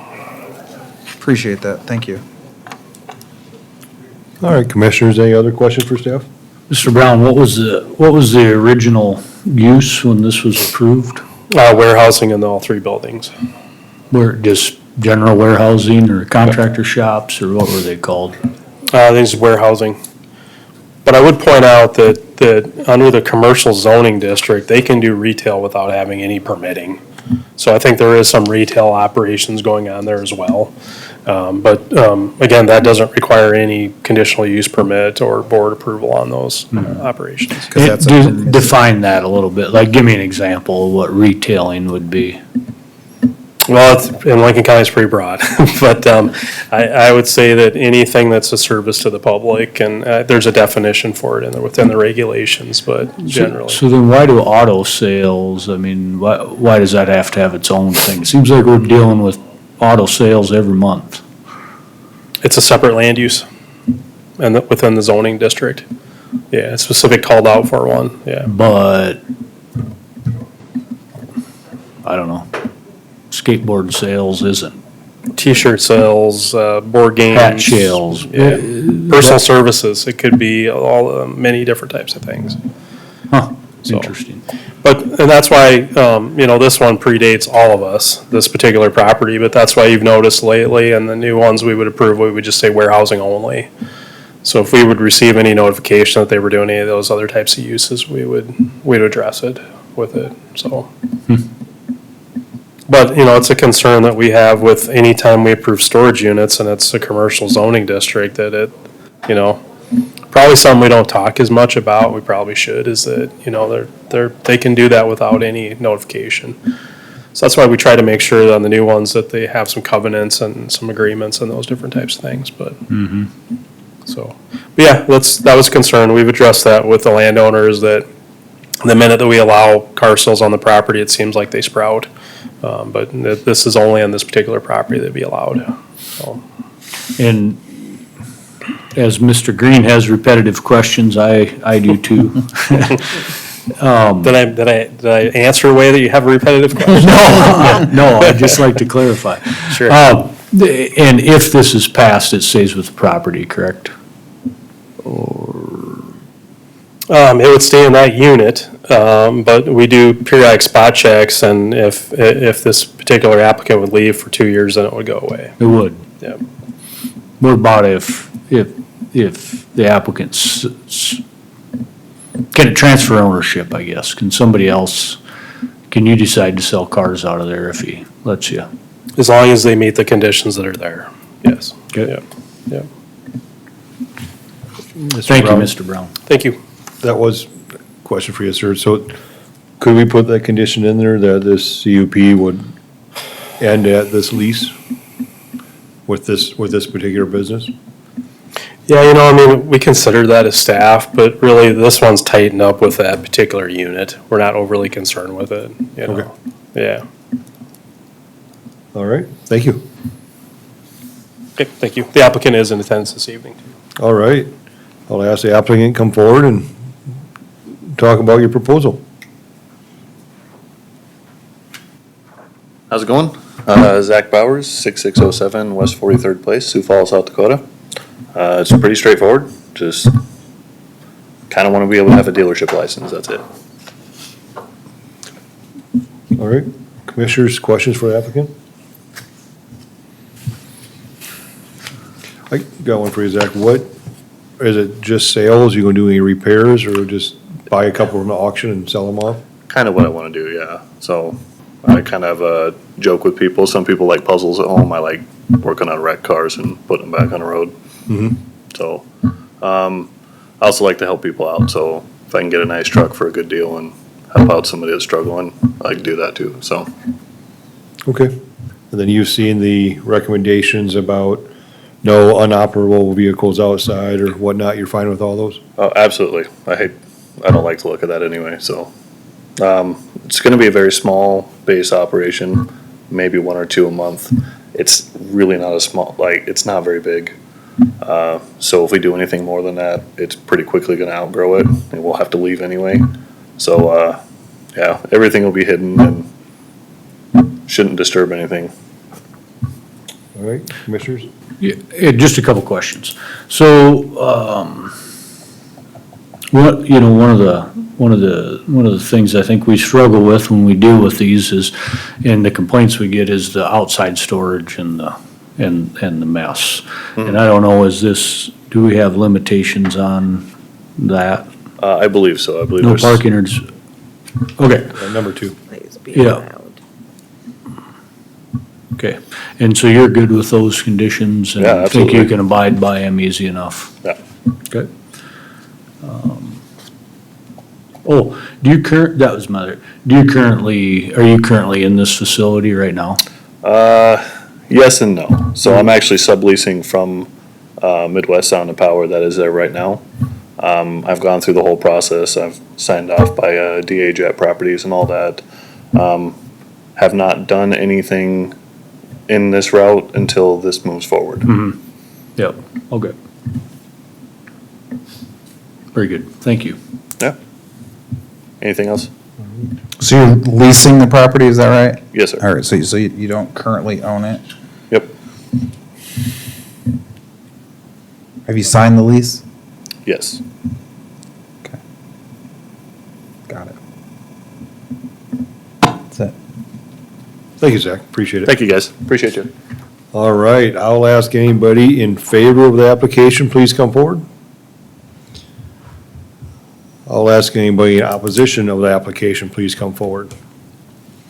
Seeing none, I'll close the floor to public input, and I'll ask for a motion from the commission. I'll move to approve, Scott. I'll second Sweeter. All right, motion a second. Any dialogue, discussions? I'll start, Mr. Chair, if you don't mind. I guess mine's more of a comment, and this gets back to a comment I made earlier about, this is a applicant that doesn't own the property, that is coming forward, that wants to do business out of this property, which I fully support. The hard part for me is that this applicant is making a request for a long-term approval for this property, and if things go really well, and I hope they do, and I hope you're selling 10, 15 cars a month, if that's what you want to do, and then he outgrows it, now, this is something that can just continue based on, the fact that the owner of the property, not the lessor who has come here to request the conditional use, the owner then, I guess, could market it that, hey, this is approved with a conditional use permit for auto sales, but that is, one of the things I struggle with when it's not the actual property owner here.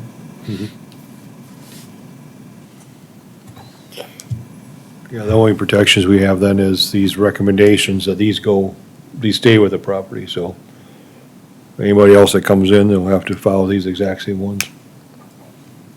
Mr. For Chair. motor sales. Yes. Mr. Chair, and I agree with Mr. Green on that.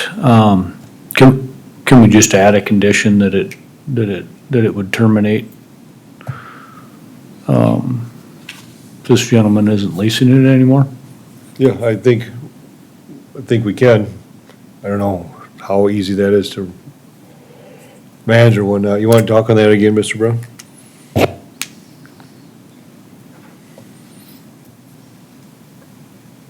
I'm sure while he's coming up, I'm sure part of the issue is like, he doesn't have to check out with the county when he's done leasing the building, right? So it ends up being some other form of enforcement, but. Well, but then the new person would be out of compliance.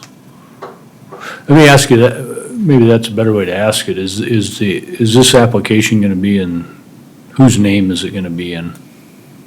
It'd be The the owner or applicant. the renter? Well, the owner did sign off on the application, but the conditional use permit will just be for this particular land use on this particular property. No matter who's operating it? Correct. And I would say, we did that on the one we did in the joint jurisdictional area. We limited it just that particular landowner. What I would tell you, and I appreciate coming back up here again, is that the state heavily regulates this. These people wouldn't even come to us if the state didn't say you gotta have the county sign off on this to get it. So on these ones moving forward, I'm not overly concerned with it. The concern that we had with that one in the joint jurisdictional area was the other use that was operating out of the building. So we wanted to make sure that was, didn't exist. But this one, you could just add that, it applies only to the applicant's name, which would be Zachary Bowers, on the site. But what I would say too is, and this is good for the public to know as well too, is that our department does require a zoning permit. So if someone new would come into that property, and they tell that to all the landowners too, is that if he would cease to operate and a new person would come in there, they're required by ordinance to get a zoning permit. And we do take enforcement action if you don't have an active zoning permit on that particular property. So again, I'm not overly concerned. I think that was more thing that we work through with city staff on that particular other one. But if you feel it's a concern, you would just add a sixth condition that this applies only to Zachary Bowers. Doing business as, and he could ask him what his name of the company would be, I guess, but doing business as this, so. Thank you, Mr. Brown. Yep. I think that makes a lot of sense, Okay. personally. All right, so we have a motion, a second, so we need to amend that motion to include number 6. Yeah. We'll vote on it, then we can go back to the original, if you want to make that motion. Yeah, I'm gonna move to add a sixth condition with that verbiage. The conditional use permit, it only applies to Zach. Okay. I'll second. To make the amendment to the original motion. I'm just doing my book work here. All right, we'll take, any discussion on that, commissioners? All right, we'll do roll call. Commissioner Sweeter, Yes. Commissioner Boots, Yes. Commissioner Green, Yes. Commissioner Scott, Yes. Commissioner Otten, Abstain. and Commissioner Jungley is also a yes. All right, we've added the 6th recommendation. Any discussions on where we're at now? All right, with that, I'll do roll call. Commissioner Sweeter, Yes. Commissioner Boots, Yes. Commissioner Green, Yes. Commissioner Scott, Yes. Commissioner Otten, Abstain. and Commissioner Jungley is also a yes. Good luck, Zach. Yep. All right. With that, we'll move on to our next You agenda too. item. Thank you. Application number 5. Okay, next and last application, this is an application for a conditional use permit. Subject property is about 4,800 feet to the southeast of the CAT. Same thing goes with what I said with that previous application, is it's currently under the growth area plating jurisdiction of the city of T, but after next week and then 20 days after that, it will fall under the city of Harrisburg. Staff's work with both sides of this to make sure that this is, consistent with what their wishes are. So you're aware of this property. Earlier this year, we did rezone a portion of the property, the A1 agricultural zoning district. There was split zoning on this particular property. The applicant also purchased building eligibility and some adjacent agricultural property from the property owner to the south. Since he does have the building eligibility within the property, he does have the right to construct a dwelling on the property, a single-family dwelling on the property. So the property does have an agricultural building existing on the south. The applicant is proposing, and these are some shots that are taken on the property there. So the applicant's proposing to place a manufactured home on the property, and it would be in that area, and what I'll call the primary area that's outside of a floodway and outside of a floodplain on the property. Still would require a floodplain permit from the county, working with the applicant to engineer all of that and get that all approved and taken care of with that part of it. The county zoning ordinance requires in the A1 agricultural district, if you place a manufactured home, and we do require that it be a double wide, there's not a provision for it to be a single wide placement on the property. But placement of a manufactured home, and this isn't a modular home, this is a manufactured home that's built to HUD standards and not to International Building Code standards. The ordinance does require that it receive a conditional use permit approval by the board prior to placement on the property. So staff did receive the application, have been in discussion with the applicant, particularly previously to the rezone part of it.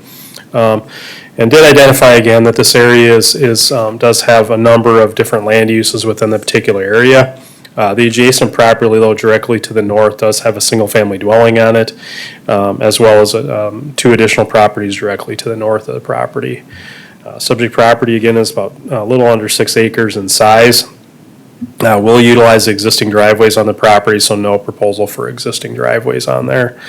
And again, this will be a 1,920 square foot manufactured home placed on the property. It will have to meet all, and it, as proposed, would exceed all the minimum lot and yard requirements for this particular property. Again, the comprehensive plan looks at existing development within those areas. Staff did identify that, again, there's a residential structure to the north of this, better fit for that property than what could have been previously there with the industrial type property with the operation of it. The applicant has operated in this area for a number of years, is well aware of the potential flooding conditions within this particular area. But through the permitting process, county staff will make sure that the structure is built safe from flooding, reasonably safe from flooding. And so with that, staff does feel this application is consistent with their conditional use requirements. It will be consistent. I didn't go through all those, but there's a number of standards, the size, dimensions of the structure per the zoning regulations, but it exceeds all of those different requirements, as well as the site development standards with it. Again, staff does feel this is consistent with that particular area or neighborhood, particular existing development to the north of that.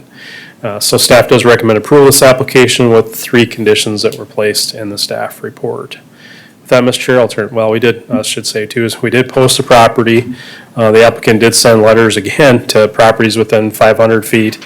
As of this meeting, we've received no comments or questions or concerns regarding this proposed application. So with that, Mr. Chair, I'll turn it back to you and answer any questions that the board has for staff at this time. Thank you, Mr. Brown. Commissioners, questions for staff? Toby, can you pull up the map and show where the existing residential houses are at? Right here. The house will be right about here. That's where you'll place it. All right, and then the existing residence right to the north and. Right to the north. And the nearest one's to the south? I don't believe there's any directly to the south, no. Okay, No. appreciate that, thank you. Yep. All right, commissioners, any additional questions?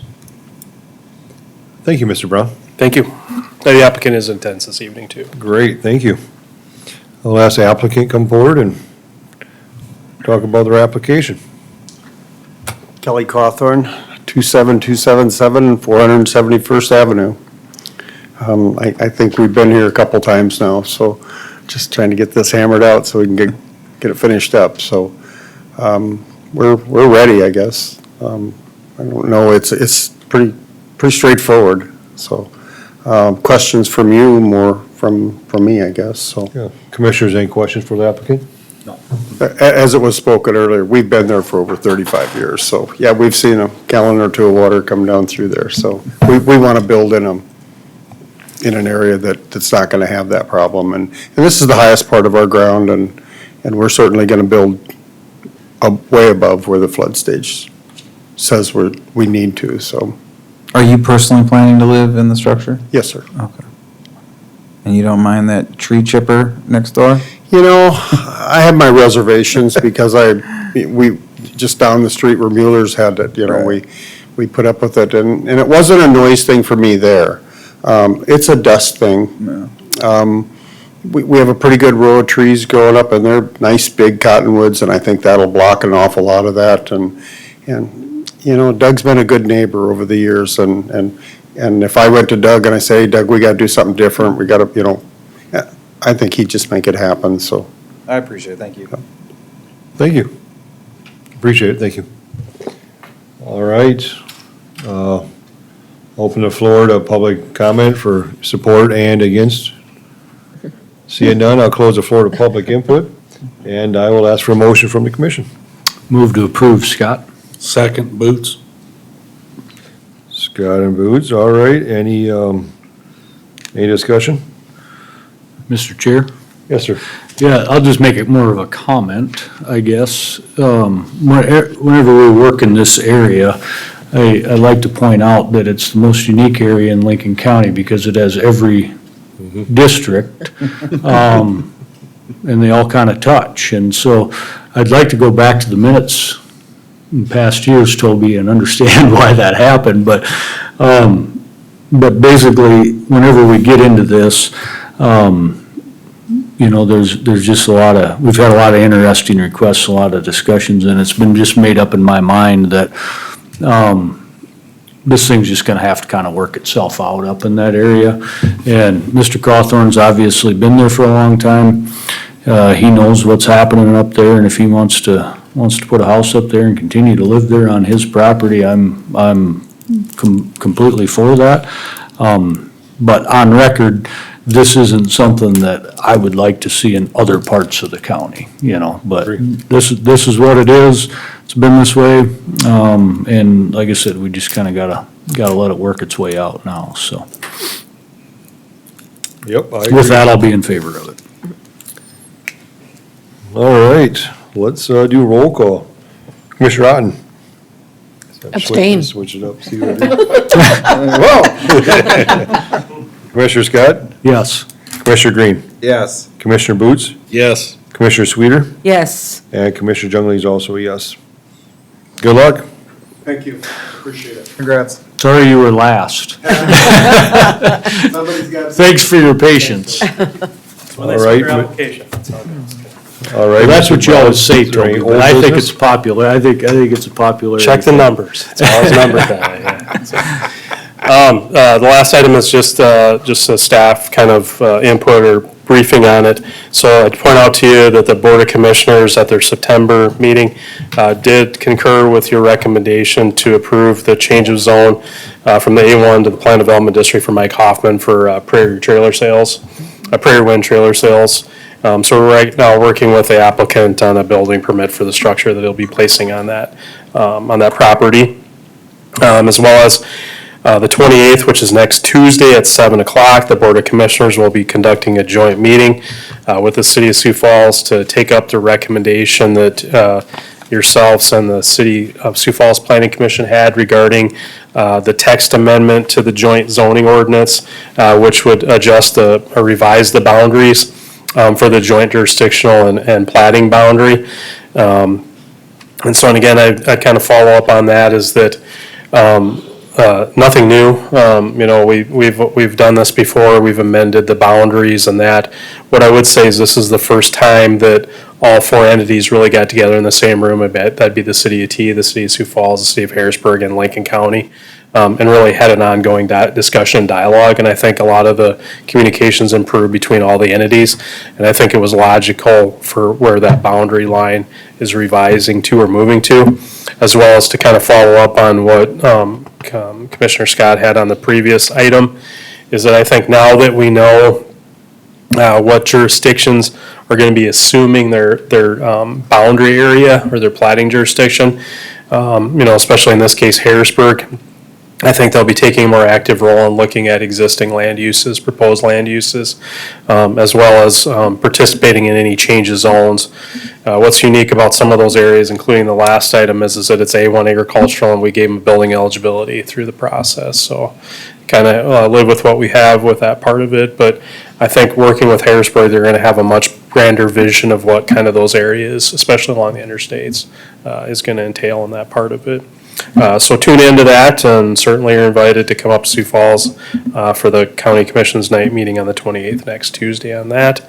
As well as still working with staff on, or the staff from the City of Sioux Falls on draft bylaws.